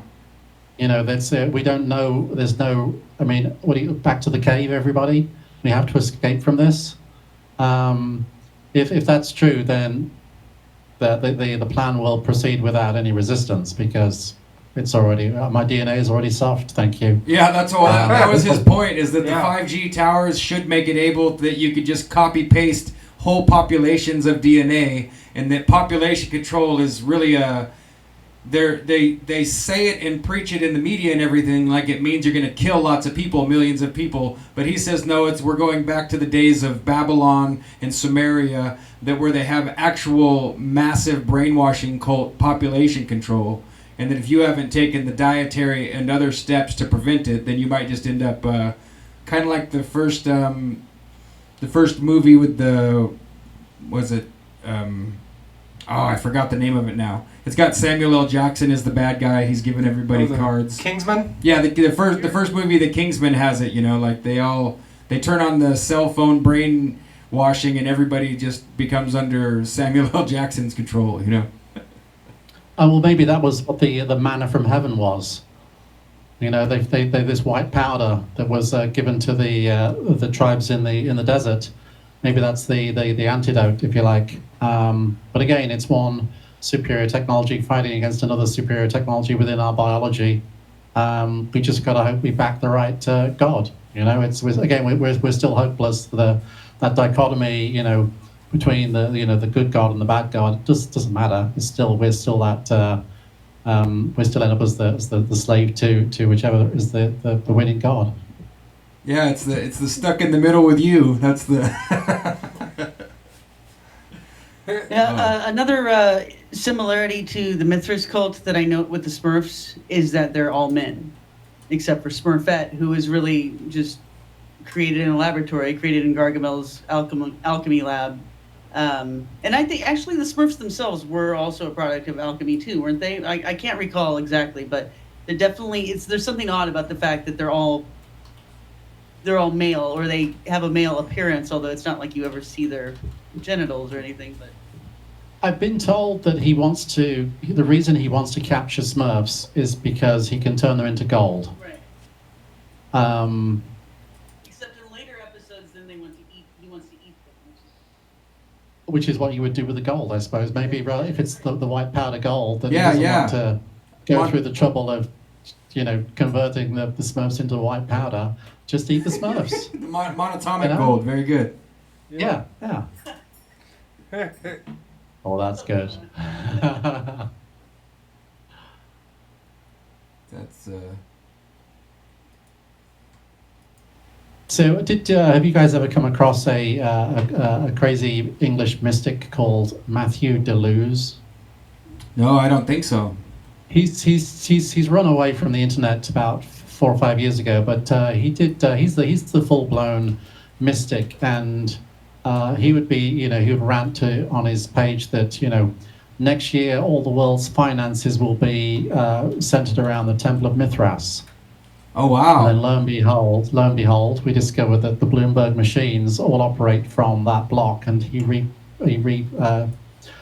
situated the temple within that building. How do you spell his last name? Illium.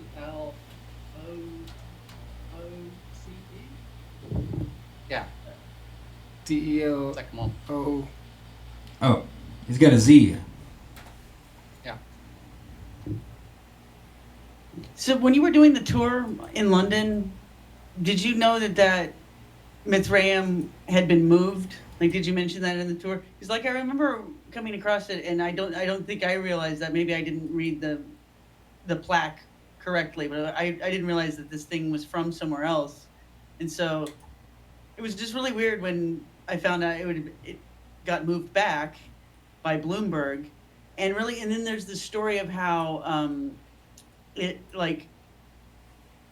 didn't have enough money after the war to restore the temple, so they just put an office building over it. It just seems like a cop-out to me. It's pathetic. But what do you feel like as a person from there? So the story we're told is that it was discovered in a bomb site, and at first they were like, oh well, get rid of that.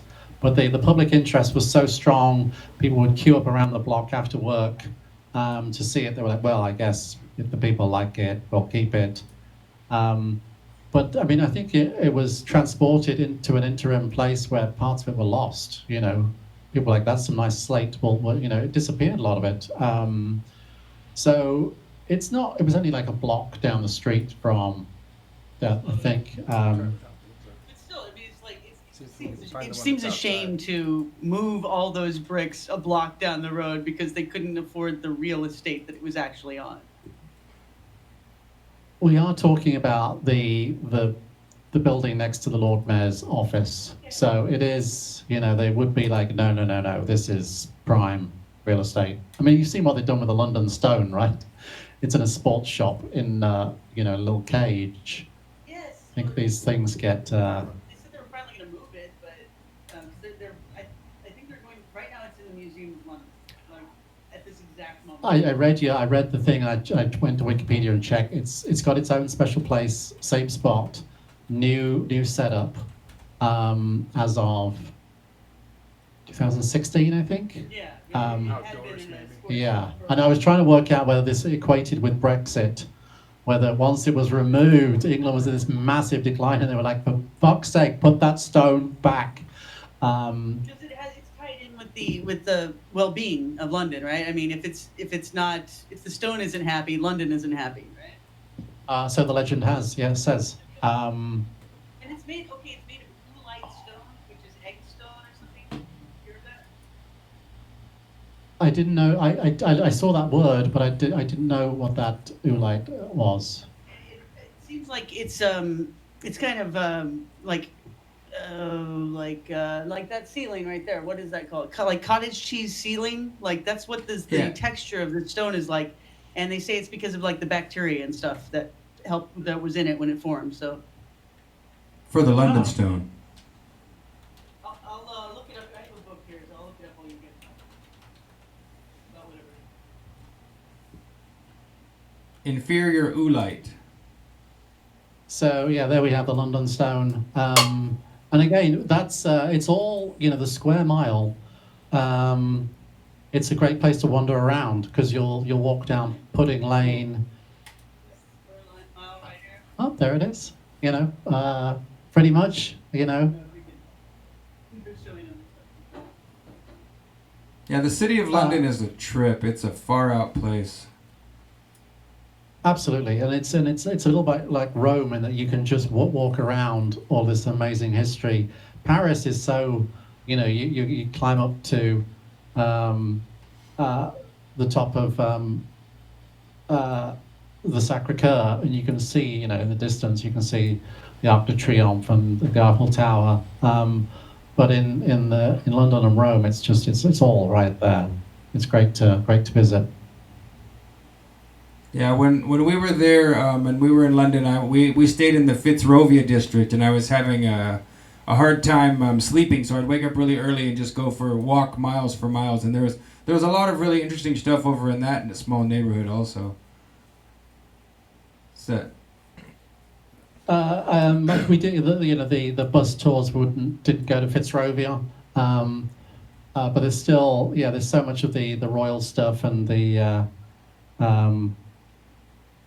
once you pass the Lord Mayor's office, you go past the stone, you'll see, for example, opposite the Bank of England, there is a large golden grasshopper, and it's the Gresham family. I'm always surprised that Gresham is seen as this lesser borough of Portland, but the Gresham family are clearly one of the most powerful in the world because they still have their building in the center of the square mile with their big golden grasshopper. Does that resonate with anything, the grasshopper? No, but that's interesting. Isn't there something in the British Museum called the Portland vase? You know what I'm talking about? Now, is this the gold grasshopper here? No. The gold one I'm talking about is on top of a spire. Goes down. There. Should be somewhere else. There it is. Yeah. Oh, trippy! It almost looks like it's been pinned there like a display. Yeah. Yeah. Oh, and again, look! Collection. I think I saw this one, but look at the shape on that cupula. That Yeah, is it's on Grail top stone. of the Grail stone. Yeah. Yeah, and How did that one evade me? That should be in the book. I mean, that is a crisscross patterning. It's straight off the Omphalos stone in Delphi. And again, that's outside the Bank of England. The next silver, golden ornament would be Justice at the courts there. And then Bank of England, the Lord Mayor's office. And now Bloomberg. I wonder what it means. I've never looked into the secret meaning of grasshoppers. It's never come up. There's a lot of other things that you see, but It's Pinocchio's conscience. hey, that's true. There's a cartoon called The Grasshopper and the Ants, and the grasshopper learns how to be productive like the ants are. Like he's lazy and he doesn't save up for winter, and then he learns from the ants because he's starving and they have to take him in and they say, hey, you should, store up for the winter. He fiddles all summer. Brings up like the whole communitarian aspect of the Smurfs, and maybe you know a little bit about this. Like the guy who created the Smurfs, this French guy, right? Didn't he have kind of a political motivation there? A little bit lefty, a little bit red. If you do start looking up a code in the Smurfs, you will come across this idea that they are a little communist commune, because Papa Smurf is Karl Marx with his little red hat and his commune of obedient workers. So it's definitely been noticed before. Not quite the tentacles of my story, but there you go. That's a rabbit hole that many people, I'm sure, have gone down, but it's not very rewarding, unfortunately. It's just it's a great meme. Yeah, that's it. Das Smurf. What are they doing? What are they working at all day long? I mean, they live in mushrooms and they eat Smurf berries. What the heck are they doing? Yeah, well, yeah, I've always seen that. This is the Terence McKenna idea of, like, before the shamanic anarchistic revival. They live in perfect harmony of nature, and the Smurf berries are presumably psychedelic. To emphasize the mushroom, they live the perfect life. Somebody did a beautiful rendering of a Smurf, but instead of the Phrygian cap, they had a beautiful white mushroom that was a part of their body. Like, they were kind of, the mushroom folk, the elves, the fairies that lead the circle of mushrooms. And on their back was a sack of Smurf berries. But yeah, they lead the life that we will once we turn ourselves into spores. It's 100 dudes and one girl, and that's the ideal life. I guess that's what Smurf berries do to you. Yeah, it's biblical almost, and it's yeah. Think about it some more. They're like, oh yeah, wait a minute. The sacred the whore of Babylon. Because she is, she's not Smurf as the whore of Babylon. She has remember the Sumerian gods taught the women the crafts of makeup and so on. Yeah. And Smurfette is always well turned out. She's not like Earth Mama Smurf. No, she's like Dolly Parton Smurf. Oh, right. Again, this is why I need to start watching some of the shows, because to get my Smurf story straight. Well, my understanding, and I I haven't pushed it a seen the little too episode far either, there, but Jim. someone Don't type in Smurfette sexy, ladies and gentlemen. no, That's no. the wrong search. Let's just go with regular old Smurfette, please. But yeah, I think she was created by Gargamel to beguile the all-male, perfectly harmonious Smurfs. So that's my understanding. Yeah, we stumbled into some Rule 34 there. Sorry if anyone's eyes were offended. If you don't know the Rule 34 of the internet, go ahead and look that up.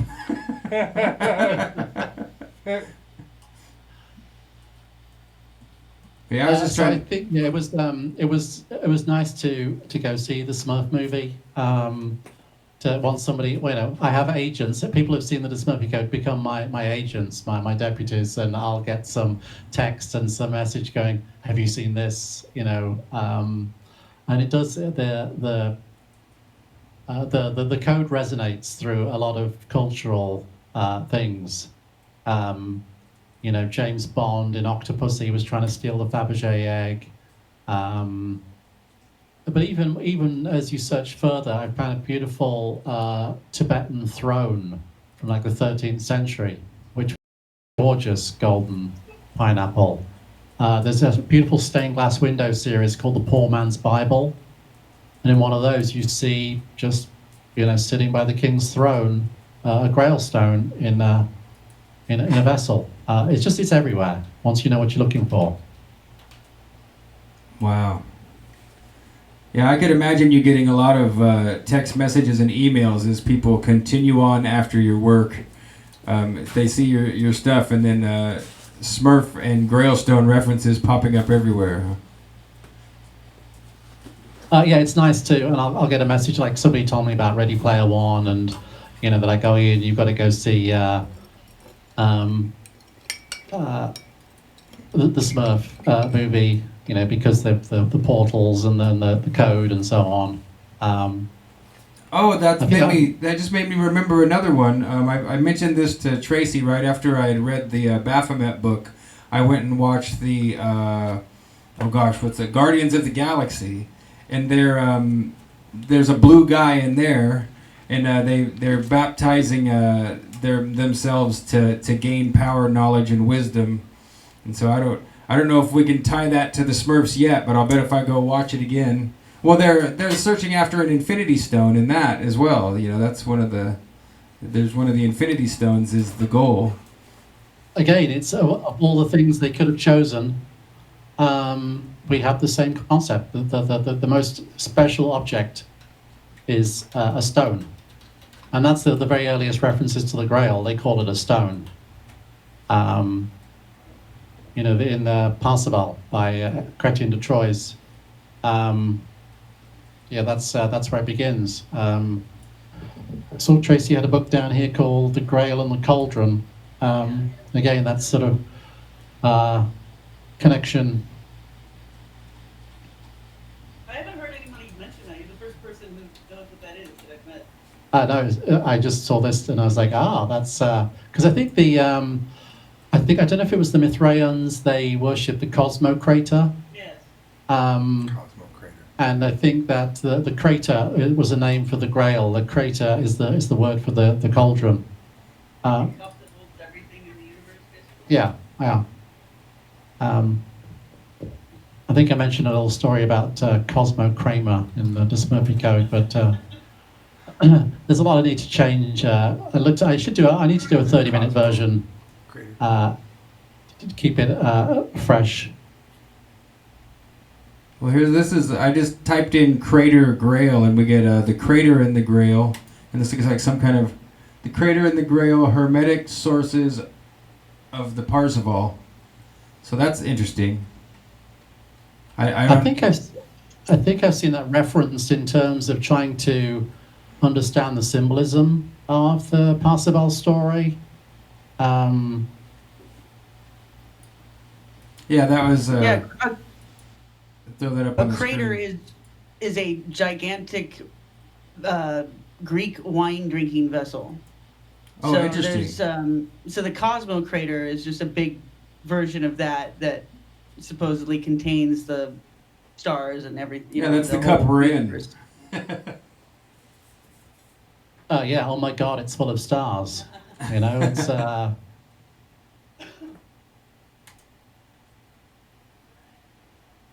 just as you could represent the cosmos on a globe, you could put all that on the inside of a cup, pretty much, or at least you could put at least one half of it on at a time. Oh yeah, and I said it would be a ceremonial vessel. Again, this is I love these image searches when we start looking into the Holy of Holies, because usually illuminated from above, maybe that allows rain through, but nothing else is going on in there except that altar with that stone, and you see it beautifully in the Indian temples with the big stone on top of the tower, as above so below, because directly underneath that would be a lingam stone on the altar.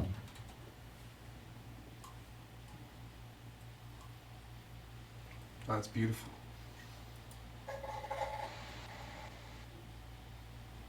That's a pretty. I have to go amazing visit Kalisa Temple. So I mentioned something that I wanted to come back to, and that is how I decided to merge my life with this story. Oh yeah, So I wanted to become the character in my own story looking for the Holy Grail. And so about 6 years ago, I quit my job and I went to India to look for I said to people, I'm going to write a book called Deeper Blue, and I'm going to try and merge my life with the story I've been telling for the last 5 years and see if weird stuff happens, and then I'll write it in this book when I get there. And so this was the plan. I set up to do it. I went to see some friends in Thailand first, and then made my way down to Tamil Nadu, which is the lowest. I figured the temples in the south have been less corrupted by invaders, and would have better representations of the Grail stone. And it did happen. So I was at a temple, and I see this beautiful entrance into the Holy of Holies with this big arch of fire, like we talked about with Kali dancing in, or Shiva dancing in. I thought, well, I've got to get a picture of me standing in this doorway. I couldn't go through very clearly. It says Hindus only. So I wait for a young Indian to pass by, and I say, can you take my picture?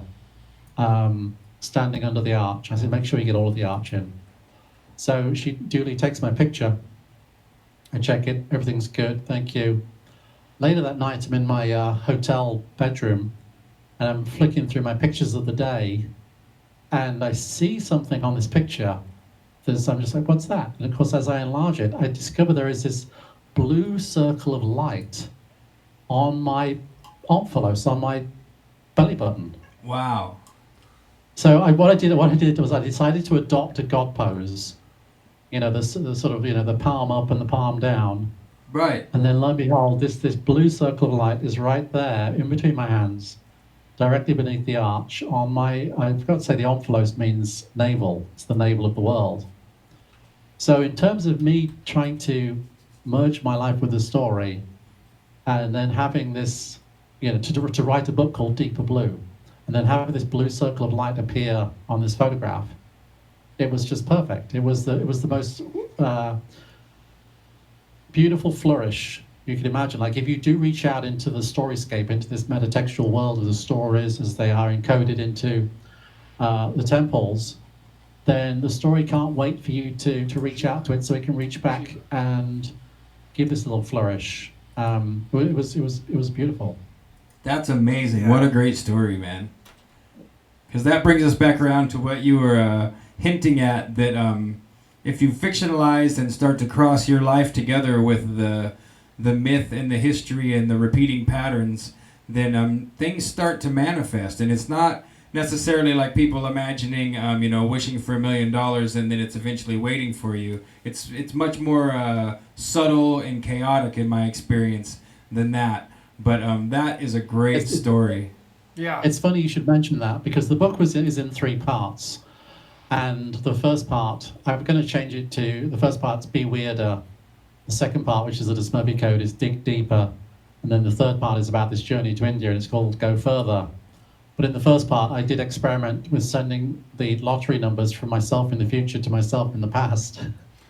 It didn't work, surprisingly, but it was good fun to try and work out how you can create a time tunnel just through your mundane behaviors. That is You a know, good I'm going idea. down to the Asian supermarket to get some coconuts, and they have the winning lottery numbers on the wall, so I memorize them and then send them back to myself a week before, sitting on the couch. I got close. It was that's why I thought it was worthy of putting into my little Deeper Blue book as we delve deeper into the storyscape. So is the book published yet? Kind of. I did an electronic version. I just need to tweak it a little bit to make it, I say the way I'd just delineated it, to make it a little bit more, so that people don't just get to the first part about me trying to win the lottery in the future and give up on it before we get to the Smurfs and the Holy Grail and the authoring your own life. You probably won. Oh, sorry. I was going to say you. People can accept being weirder rather than how I traveled through time. I was going to say you probably won the lottery in a different timeline, a tangent timeline that you created when you made the wormhole going back, and that other version of you got the money. That makes me feel so good. Thank you. Yeah. I am the guy in India now who's building a gold temple. Yeah. That's awesome. Yeah. Why is that? Like, why is that the one part of magic that doesn't work is the part that makes you rich? Like, Because you can't forget about getting the money. That would be my immediate answer that springs to mind, Tracy.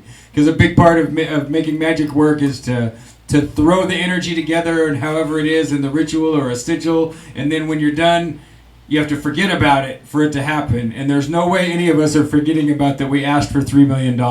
It just, the thought won't leave you, like, I hope it comes. I'm waiting for my money. Come on, money, money. Well, let me. This is well illustrated because, so the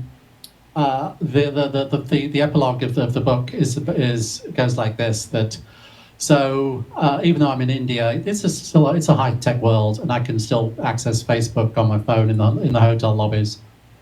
And I'm single at the time, and I get a bit of a crush on somebody who had become Facebook friends because they'd been to. I did the Smurfi Code at an art gallery. The show was about how, as science strips the magic from the world, artists need to re-imbue the world with magic, and so they thought that the Smurfi Code was a cool example of that. So I'd seen this girl at my show, and somehow we connected on Facebook, and so I was following her, and she was installing downtown an installation. You know, when if you're a young girl, you might write your name, your first name, and the last name of the boy you have a crush on. Yes. So she'd done that on both sides of the wall of this small gallery, big copper leaf lettering. It would say, Wendy Brown, Wendy Smith, whatever. And then in the middle there were two projectors. One showing slides of her mother's lovers during the 80s, and another slideshow showing pictures of her growing up as a young child at that period. The show was called Frantic Attempts to Avoid Real or Imagined Abandonment. Wow. It's one of the criteria for diagnosing borderline personality.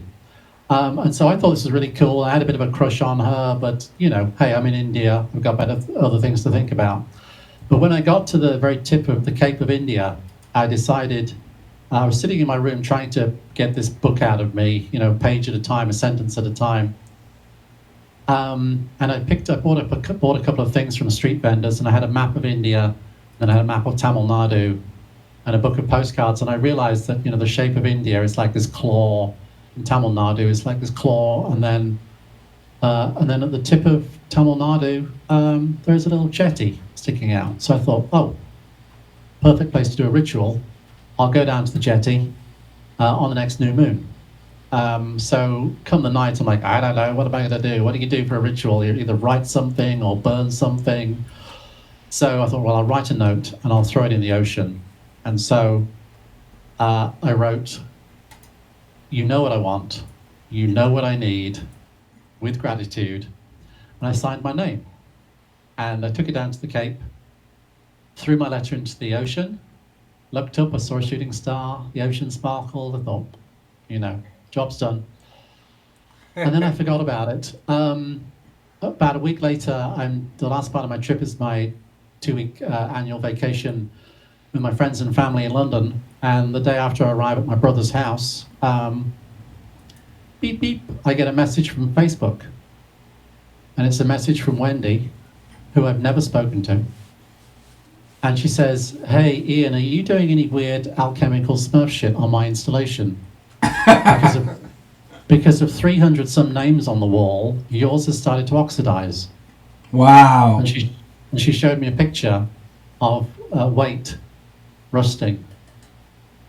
So I was like, hey, I'm on the wall of crushes. And then I said, well, yes, in answer to your question, I am, and you should consider it a bunch of red roses. And that was 6 years ago, and we lived together. And terrific! Wow, that's terrific. Thank you for telling us that. Yeah. So the non-specificity seems to work better than the 6 winning lottery numbers. I would have been happy with 3.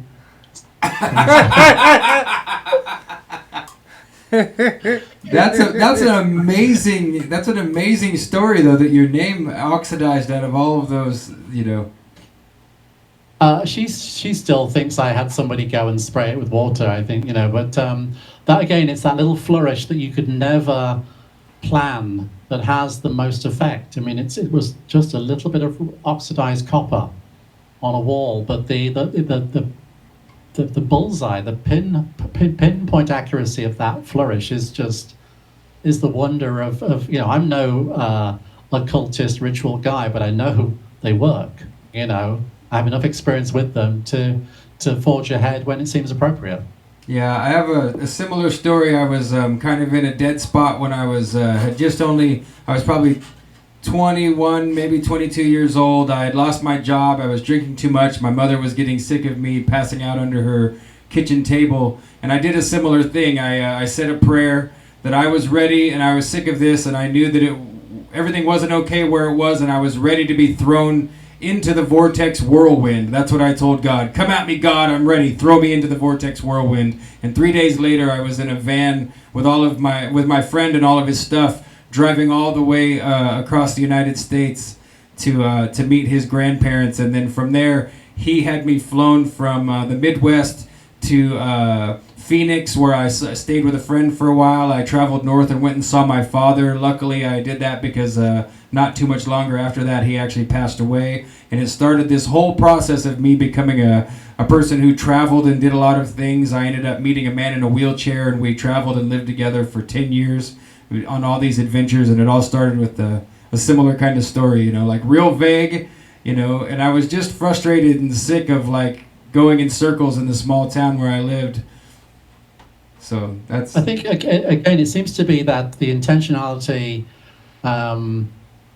The book that inspired me is called Mutants and Mystics, and I highly recommend this book. It's by a guy called Jeffrey Kripal, who's I think he's a theologian, but he kind of documents the journey the Storyscape has taken from the days of Superman through, in the golden age of comics. Kryptonite took away Superman's powers, but in the Silver Age, it turns you into a mutant with powers. And the story kind of evolves, and he follows this trail of the story, but it leads towards self-authorization. And he talks about the things like Philip K. Dick and his exposure to the pink ray, various examples of people whose storytelling led to a direct change. This is why I love Genuflex so much, because Tracy put herself as the character in the story, and it's the icing on the cake. It's so fantastic. Tracy, has anything weird happened yet? Lots of weird things have happened, but I intentionally wrote the ending so that I get some money at the end, and that part has not happened yet. But all the other crap has happened to the point where I feel guilty, and I'm afraid that people have gotten hurt, and it's somehow my fault. And we're gonna have Bloomberg as president, and I'm scared to death of that. Think Tracy, about it. He outlaws please. soda. He outlaws volumes of soda in New York. You have to tell him about the pizza shop, Tracy.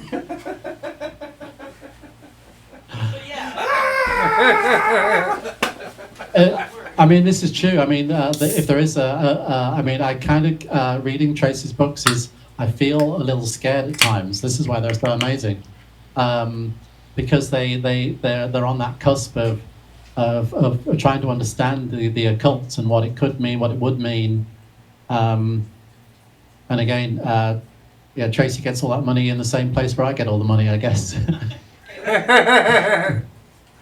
Maybe it's Smurfland, I don't know. And then we're back to Gargamel trying to steal the money from us, Go ahead and give me that. Yeah. Can I give you this thing? Eat the gold. I inherited this from my grandmother, and it's the Garden of Eden, and I just think that they look like they have pine cones on the end. I mean, yeah, this is a beautiful brooch, and again, I try and show that progression of iconography in the Smurfi Code from the depictions on the Sumerian cylinder seals, through the various iterations, through the Babylonian, until you get to, I recreated my own version with the Smurfs. It's that same image of those in the museums, those Babylonian gods with the winged helmets. They're called jinns. They're called genies. And the jinn, as it appears in the Quran, is definitely a kind of ephemeral being. They're not really corporeal. And so I like that idea of it coming out of Aladdin's lamp, which is probably a Grail stone story, and coming out of the Grail stone But this is that nature. They come through the Stargates looking real, but they're probably not. You know. Smokeless fire, I believe they described the gens being made of. So that's kind of something that isn't real, because usually when there's smoke, there's fire, and when there's fire, there's smoke. So it's something else. Oh yeah, like the burning bush. You know, these we grasp, but you know, when you look at all of the temples in India and see, if you think of flames as being indicating energy, yeah, some of these temples look like flying saucers, like ships. You know, they seem to they have wheels on the outside, carved on the outside. Yeah. They do this beautiful trompe l'oeil effect of looking like they're hovering. You know, they all have a little lip under which you know you can't really see the base. So, and you know, the juggernaut idea comes from Lord Jagannath and his huge temple, which they would push they would push these multi-wheeled vessels around, and that's where we get this idea of the juggernaut from. I didn't know That's that. why I love Hinduism, because they haven't diluted the stories. You know, the committees of Christianity have changed all of the stories to safe dogmatic parables, but in Hinduism it's like no, he was half human, half ape, and he flew on the bird and followed the trail of jewels. And it's that honesty this is why I love India and I love Hinduism. It's like they have Vimanas there that make me think of a flying temple. Oh yeah, the Vimana craft there. That's a lovely juggernaut there, and Yeah. they definitely look like vessels of war. Well, yeah, the Vedas. It's like nuclear war in the sky. You know, in some of those stories. And hence the one at CERN, isn't it? Because it's not Werner von Braun, but the guy who said, "Lower become the destroyer of worlds." Oh yeah, it's Yeah, Oppenheimer. Oppenheimer. Yeah, I wrote a song about that in high school. Yeah. And he said, I think in an interview, he said, "We've rediscovered the bomb." Yeah, You know, rediscovered. He didn't. It wasn't a novel thing, and that's why he was citing the Vedas, was because that's why he knew it had existed prior to them rediscovering it. I heard that Niels Bohr chose the yin yang as his coat of arms, like his personal coat of arms. And so, like, a lot of these nuclear scientists were way into these Eastern philosophies, and it kind of seems like it's just because the stuff that they were discovering seemed to resonate with that. Or it could be conspiratorial, like it was always meant to bolster the theories, you know, in the ancient texts. I don't know. There are a lot of parallels with the quantum theory and the Kabbalah. Don't seem that way. Yeah. There's lots of merging. You know, I still view the world as stories. That, you know, if language is the hardware, then stories are the software. And, you know, our conception, if you're not a scientist working on experiments and data, it's just stories that you hear. Religion is stories, history is stories. We watch stories on our screens. We are language obsessed, story obsessed creatures, and that's why I think I'm hoping, you know, in an audacious, bombastic hope that what I'm doing in these experiments is finding that's a genuine force that you can manipulate just with writing words on paper. An artist friend of mine took a picture of he was signing his iPad at a coffee shop, and instead of writing his name, he wrote, "The universe is insane and it's going to give me everything I want." And lo and behold, he's now a self-supporting artist with his own studio. Terrific. That's awesome. We have the power in our intention when we write down stories and create stories to maybe tweak them our way. Well, that brings us back to what you were talking about with the eschaton. I promise I won't. So, you have an entirely positive experience here with this stuff. Like, it didn't bring any curses with it, or you got what you wanted, and except for the money, and which is a big deal. But you feel like it was mostly a positive experience. I think so. I think if I have because I said I'm not an occultist, I walk lightly. I don't go, I didn't do my ritual while I was peaking on LSD. I've done my research, and I was a big fan of Terence McKenna, but I walk, I take these situations as real, and I take them seriously, but I walk lightly down the path, and it seems to have worked out so far.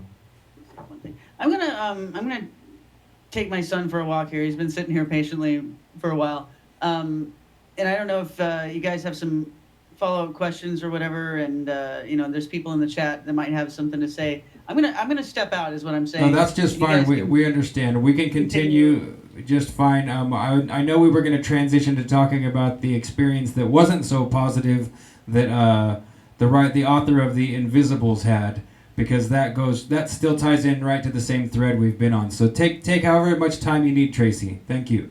All right, I'm gonna bring my phone with me, and Ian will text me when I'm supposed to come back, right? Is that right? Or what should I do? Just come back in 10, 5 or 10, I'll yeah. come back in 5. I don't know where my phone is. But yeah, I mean, it was interesting. I got 3 books at the same time. One was Mutants and Mystics, one was Super Gods by Grant Morrison, and one was the last Pignut and Prince book, Unexplained Universe, the Forbidden Universe. And so those 3 books had this great impact on me to be like, you know what, I need to go try out a little bit of life bending, because he seemed to have been fairly successful. He said, I'm going to India to meet UFOs, and that seemed to happen.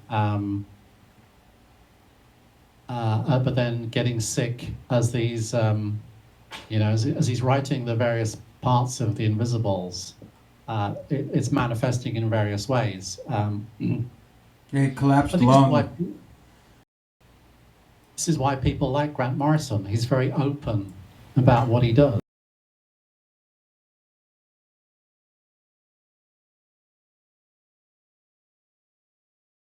A ritual where he summons John Lennon.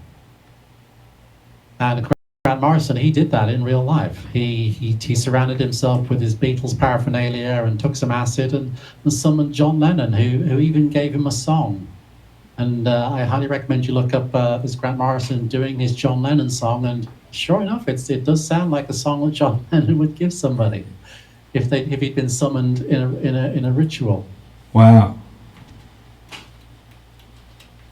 Well, Grant Morrison's someone I'd almost be tempted to play the song. His work was an inspiration. There's that beautiful montage, which I just love, because it ties in that trippy poster version of Lennon with this ritual, this resonating. Some of the text on that is just great. Yeah, I'll have to check. You see this, Jim? Yeah, you see that classic image underneath of John Lennon. Yeah. This is really much the ultimate Lennon icon. Is that psychedelic Lennon? Yeah, with the round because glasses. It was that journey the Beatles made from pot to acid was a real high point of 60s culture. I was musing recently about the song The Word. And it's almost within that song that John Lennon is summoning the 60s. He says, say the word and be like me. Say the word and you'll be free. Say the word love. And if the 60s was about anything, it was about love. And in that song that's on, I think, Rubber Soul, it's almost like he was summoning forth this energy that changed the world. And so I love this idea that Grant Morrison gets into of summoning that Godhead version of Lennon. The Invisibles is a wild ride. There's always rumours of it being turned into a TV show.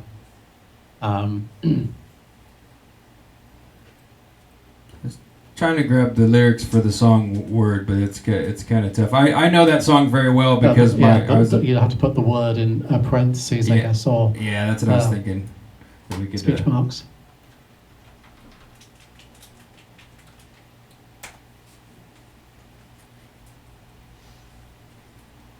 If we type "say the word," it'll probably pop up for us here. The word, maybe. No. Yeah, there we go. The word. There you go. Let me switch it over here so our audience can see. But yeah, I'll just read it here. I'm sure it's not very long, or at least read the first part. So it's say the word and you'll be free. Say the word and be like me. Say the word I'm thinking of. It's a beautiful mantra, and seemed to have worked. I haven't gone deep into this as to whether it was during that period when he just did LSD in his flat for a year, or whether it's before that. But I like that. That's definitely a thread I see through Morrison's work. Is that style of the English magician. Yeah, I've never read The Invisibles, and so with the Mutants and the Mystic book, the killer story. Are you receiving me still? Yeah, I'm hearing you. Are you not hearing us? Are you receiving me still? Yes, we've still got you. We're having trouble here.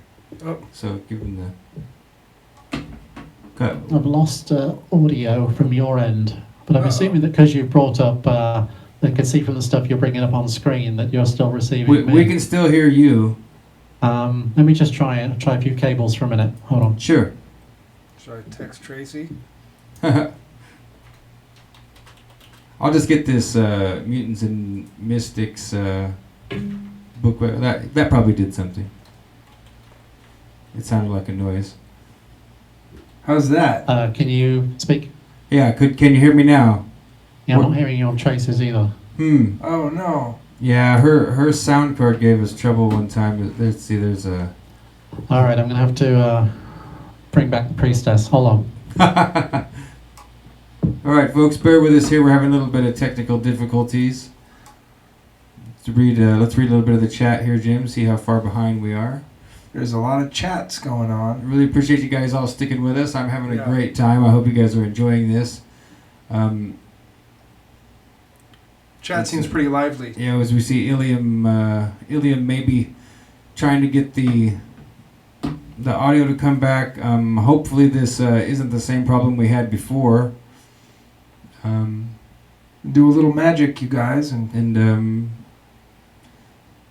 so let's see. Somebody was asking to give a recap of what the show was about in 5 minutes. Oh well. So the omens are clear. Okay, so you can hear us like again. We're wrapping up because I've lost audio, and I think I've left my phone in the car, so I can't. I'll text Tracy if you like. So thanks for having me on the show. Oh yeah. I love the trialogues you've done so far with I'm going to try Tracy. and give this guy some hand signals here. She's an amazing brain, and I'm so honoured to be asked here today by her. But as I say, I'm afraid I'm not receiving you right now. I'm trying to... Not ideal circumstances to sign off, but I'll have to sign off. We'll do it again. Yeah, I can see that. Okay, yes. so I was going to say, okay, hold on. I'm just telling him that we loved having him. And I sent Tracy a message there saying audio quit.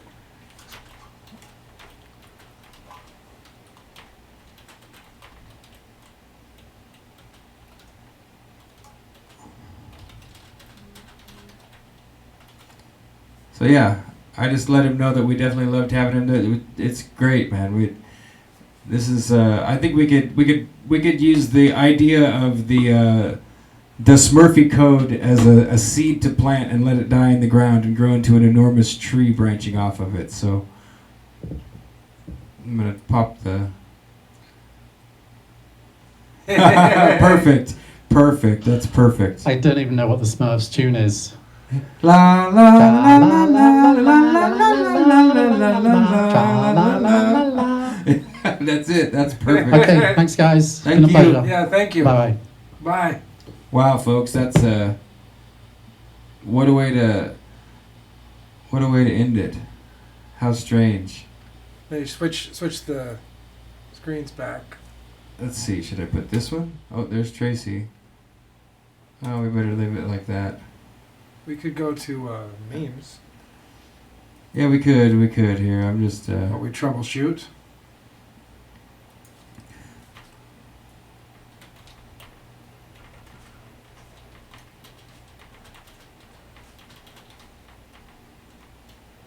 I think they just killed it, folks. That was it. Oh. I guess this is how it ends.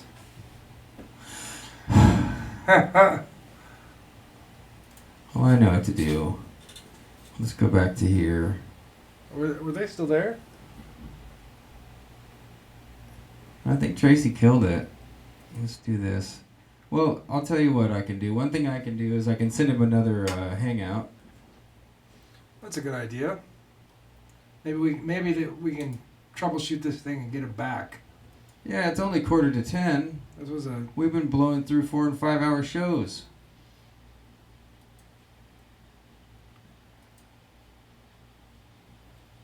We'll take just a second to see, and if not, I'll play you guys a song and we'll call it an early night. If that's okay with you, Jem. Yeah, that sounds good. So we'll see what happens here. Let's. Should I message her that we're sending her a link? Yeah. Tell her we're gonna drop. I mean, if she wants to, if she was going to help her child, so if that's really it, and they're both at the point where they need to call it good, that's also understandable, and I would be disappointed, but I would have to accept it.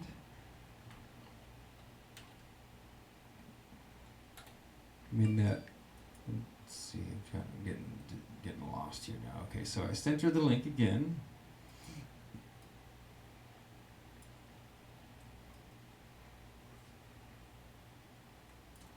What was that? Everybody pray to Mithras to fix the audio. Just kidding. I mean, well, it's up to you. I was being tongue-in-cheek. So. She says, "Hey, I'm back. What happened?" Maybe that was. So can you tell her we sent a new link? Recent. Let's see if. I just thought that might solve it since I closed the window. I was like, well, I could send it again. Oh, was that you or? Oh, here we go. Well, that's another thing we could do. I'll tell you what. I'm just gonna call her. What do you think of that idea? Call her and put her on speaker. Yeah, you could do that. That way we can at least get go, Tracy. I feel naked without Tracy. I know. What are we gonna do? It's weird. RX Only Picture Show Plus Ultra. Oh, there we go. Oh, it's working. We're hearing you now. Oh, and can you hear us? That's the problem. Are you able to hear us, Tracy? Can you hear us? Yeah. Okay. Nice. Yeah, we don't know what happened. I can hear you. Woo! I can hear you. I can hear you, just barely hear you. I can just barely hear you. We are still live, so you know. Good, thank you. At least there's that. Yeah, the audio failed for him, so he couldn't hear us. It's all right. The audio was. What? I said, don't worry about your boy. He's allowed to be a boy on RX Only Picture Show Live. It's fine with us. All right. Hey, go to the other seat, please. Go on. Thank you. But the audio, for some reason, he couldn't hear us any longer, and we tried to troubleshoot it. Yes, we're back on. Yeah, oh, cool, good. I'm glad he's still here. Pressure's on. Hey, all right. Nice. Woohoo! Yeah. The prayers to Mithras worked. Smurf willing. Welcome back. We had to plug it in, unplug it, plug it back in again. Yeah, it seems like that's part of the eternal vibration of the message we're getting from the universe also is, have you tried turning it off and turning it back on again? You know, it's going to happen. That's how the world will be rebooted. That will be the hero's journey. Parzival gets there and says, "Did anybody try unplugging it and plugging it back in?" That's right. Yeah. It's not the journey to put the ring back into the volcanic lake. No, it's just you try that plug. Yeah. Or you get the egg. And nothing happens, so you open the bottom of it and take the batteries out, and you like blow on them and stick them back in. Exactly. The whole thing cranks back into life, and suddenly you're talking to the mothership, and they're like, "Where the hell have you been?" Yeah. And we're like, "Sorry, somebody put the plus and the minus the other way That's around." right. Exactly. So I have to ask about this wonderful shirt. Now, did you have the heretic shirt made? Switch. No, I think I found some T-shirt company that was, this is one of their options. Because that's pretty great. So I wonder if they have it in different colors. We can't see it there. I did buy a black one, white on black, to be a bit more, rock and roll than this thing. Maybe go back to that one. There you go. Yeah, so I was trying to think of, we were talking about Grant Morrison and the potential to manifest things into reality, and how he had dropped acid and apparently incantated and called John Lennon's spirit into being and actually received a song from him. And we were looking at the art, and I think that's the point at which, ironically, the audio failed. Maybe John Lennon's trolling us from beyond. Probably. I reckon you need a bit of technical difficulties, he says.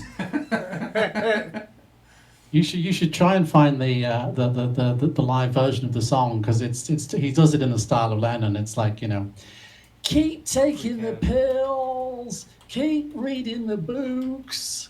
It sounds like a vitriolic John Lennon. Might boot us. Yeah, I really want to do that, but I'm concerned with the copyright claim. I hate to say that, but I know that sometimes, last time we tried to just throw a song on, the YouTube knocked us down for a little bit. I don't think you can have a copyright on a Ghost song that a ghost gave you.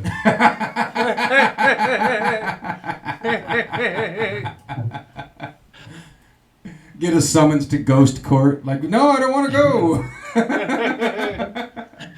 EMI is the ephemeral music court. Yeah. Ephemeral music. That's great. I'm kind of lost here. Which screen are we on? All right, we're on the regular screen with the chat and everything. Yeah. Well, what do you think? You think we should risk it, Jim? Well, I mean, Grant Morrison's a pretty open, cool guy. He may not mind if we play his song. Oh, a grand. No wonder I have his name spelled wrong. That's why we can't find it. Grant Morrison sings new John Lennon song. Let's risk it. Let's just do it. We got to see what happens here. Let's see, and where we go to. Where's which one is it, Jim? Shared commentary. Maybe we should play it and then stop it, and then play it and stop it, or slow it down or something. Open it. I mean, it may be the only time it was ever performed, so there will be no algorithm about it. That's a good call. And I think I've got it open in the wrong window here. I'm gonna have to change to the other. I have to do it over here. I think it was like the Disinfocon or something. You were still on this screen too. Yeah, so I'll get it up here. Don't worry, guys, I'll get it up. It's going pretty slow. The internet's kind of maybe in a Q&A afterwards or something. Yeah. All right, so here, this should be it. Let's see. Come on, Grant, let us have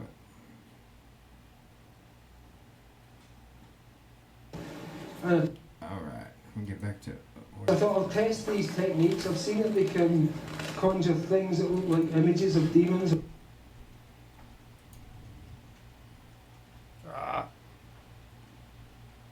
So So I surrounded myself with Beatles albums, like a magic circle. I wore my paisley shirt and I had my like Beatle boots on and the Rickenbacker guitar. Nice. And I played Tomorrow Never Knows on a loop. And I conjured John Lennon the way that you would conjure a medieval demon or god.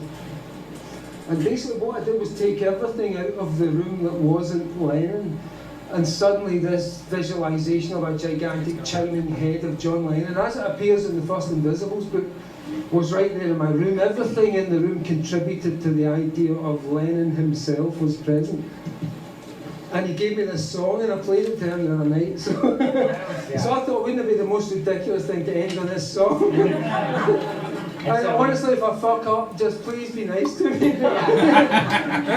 My voice is not what it was when I was 21, but I'm going to do this because this was John Lennon shit. As it happened, recorded. My band did a version of it, but this is the actual song that I got that night, and it's kind of funny. Look, Gerard Way's getting my guitar. It's also a John Lennon album. Yeah, it says John Lennon on it, so let's try and will the great man's spirit to us tonight.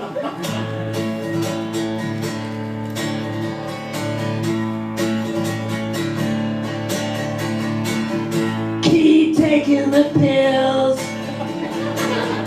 keep reading the books, keep looking for signs that somebody loves you. Keep walking the dog, keep taking the drug, keep looking for signs that somebody loves you. One and one makes two, if you really wanted to. Talking about love, I'm talking about love. Keep watching the skies, just a word to the wise. When will you realize that somebody loves you? Somebody loves you. One and one makes two, if you really wanted to. Talking about love, I'm talking about love. All I wanted to be, all I wanted to be, yeah, was to be to like you, John Lennon like you, John Lennon like, John Lennon like, John Lennon like, John Lennon like you, John Lennon like you, oh, John Lennon like you.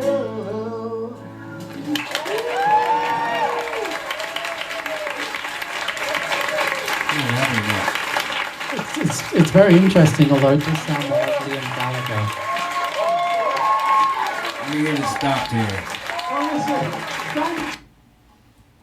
There we go. Liam Gallagher pretending to be. It does sound more like Liam Gallagher's version of the Beatles than John's, but you know. No, it's great though. I mean, he's demonstrating to you one of the techniques he's used to practice magic effectively, and that's definitely better than a collapsed lung, which is like, I was joking with one of our people that's in the chat earlier on Twitter that you know, I'm pretty careful when I'm a writer, and when Jim and I are both artists, but I write stories, and after learning about Grant Morrison's experience with the Invisibles, you know, I make sure not to include myself as a character that gets his head crushed or, you know, loses his pinky or any horrible thing like that, you know. But that song was pretty easy. Maybe by the time you're here next time, I'll have that one learned up. Yeah, I mean, I like the sentiment, that kind of postmodern, you know, referencing his own name in his own song as the, you know, as the way out. It's very cool. It's pure Morrison, you know. That's what his comics are like. Yeah. Yeah, I need to get a copy of The Invisibles and read it. I never have read it. My brother is an unbelievable comic artist, so most of my exposure to everything in that world is mostly through him, and I never really picked it up and stuck with it, like read through it or became obsessed, but I've been exposed to a really wide variety of comic art because of my brother Adam. If you ever watch the show, the introduction music is all his music too. Adam Lohr is a pretty amazing comic artist. Oh yeah, check out Flex Mantalo by Grant Morrison. That's a classic in his kind of style of, metatextual story bending, trippy stuff. There's a wonderful edition of Animal Man where it's all cartoon, and Wile E. Coyote ends up on Earth, but it keeps being killed and being reborn. And he turns this little episode, this one-off, turns Wile E. Coyote into Jesus. And he ends up falling on his crossroads from a ravine, and he's just like done with it. But then the brush of the artists come down and brings him back to life. It's a beautiful issue. Yeah, that sounds great. Yeah, that's talking everything that just happened and all of the stuff that we were doing. If you guys weren't able to pop back on, I was going to end the whole episode just by playing my song called Turtles All the Way Down, because to me that's like the core of the joke, right? That you finally shrink yourself down small enough to disappear, and you reappear as the entire universe, and you have to start over and shrink down again. Tracy, that's in a lot of your work too, the idea that you finally rise all the way through to break through the glass ceiling to become God, and instead you're coming up through the ground as Mithras being born out of the egg again, Yeah, that is what I think that story is about, but yeah. It's one of my favorite phrases, turtles all the way down. Yeah, maybe I'll play it for you guys anyway. I mean, it's a flat earth song, but it's still about it's about the unmoved mover and whether or not he exists. We should probably start making a plan for another episode. I feel like we need to wrap it up this end. Yeah, for sure. I agree, and I've got something I need to do, so we'll have to be kind of like right on time. You guys want to hear the song or not? I'll play it for you if you want. We can call that an out. Oh yeah. All right, cool. Let's switch back to the regular screen here. RX2 cams. All right, I should have a guitar pick in my pocket. I wonder if the light has a battery. Here we go. Whew. Okay. We better switch cameras.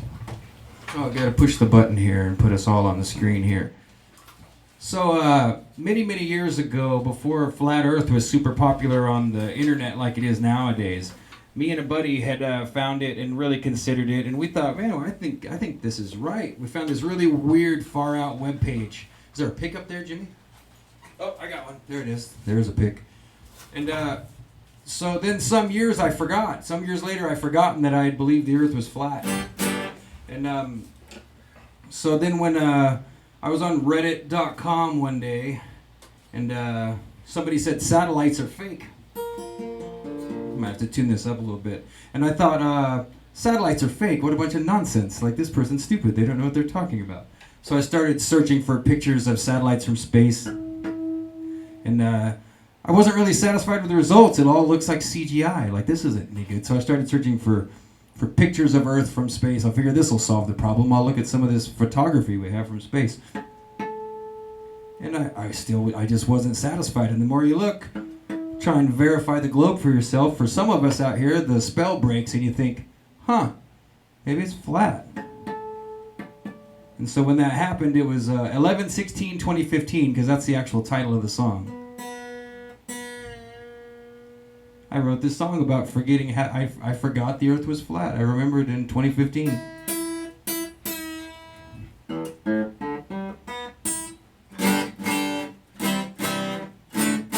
All right.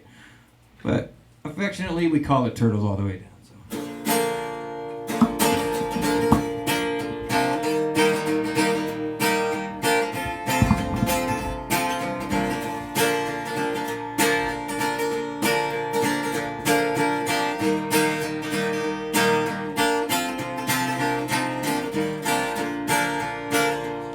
Well, today I remembered that I'd forgotten the earth was flat. Really can't tell you just how I feel about that. All this time wasted thinking I'm standing on a ball, when the truth is I have no balls at all. Because this turtle's all the way down, this turtle's all the way down, this turtle's all the way down, this turtle's all the way down, this turtle's all the way down, this turtle's all the way down. Well, it's all about Jews and Masons wearing silly hats. They're fucking lying, warning, and cheating based on where their fathers sat. They kidnap and enslave the indigenous, get them all strung out, smoking smack, replace that yin and yang. Until it's turtles all the way down, it's turtles all the way down, it's turtles all the way down, it's turtles all the way down, it's turtles all the way down, turtles all the way down. And usually I'd have a kazoo.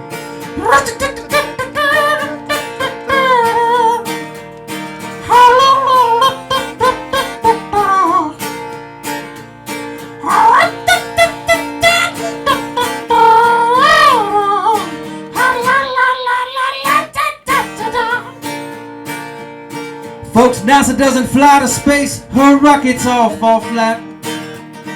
They'll switch to CGI, but they never switch it back.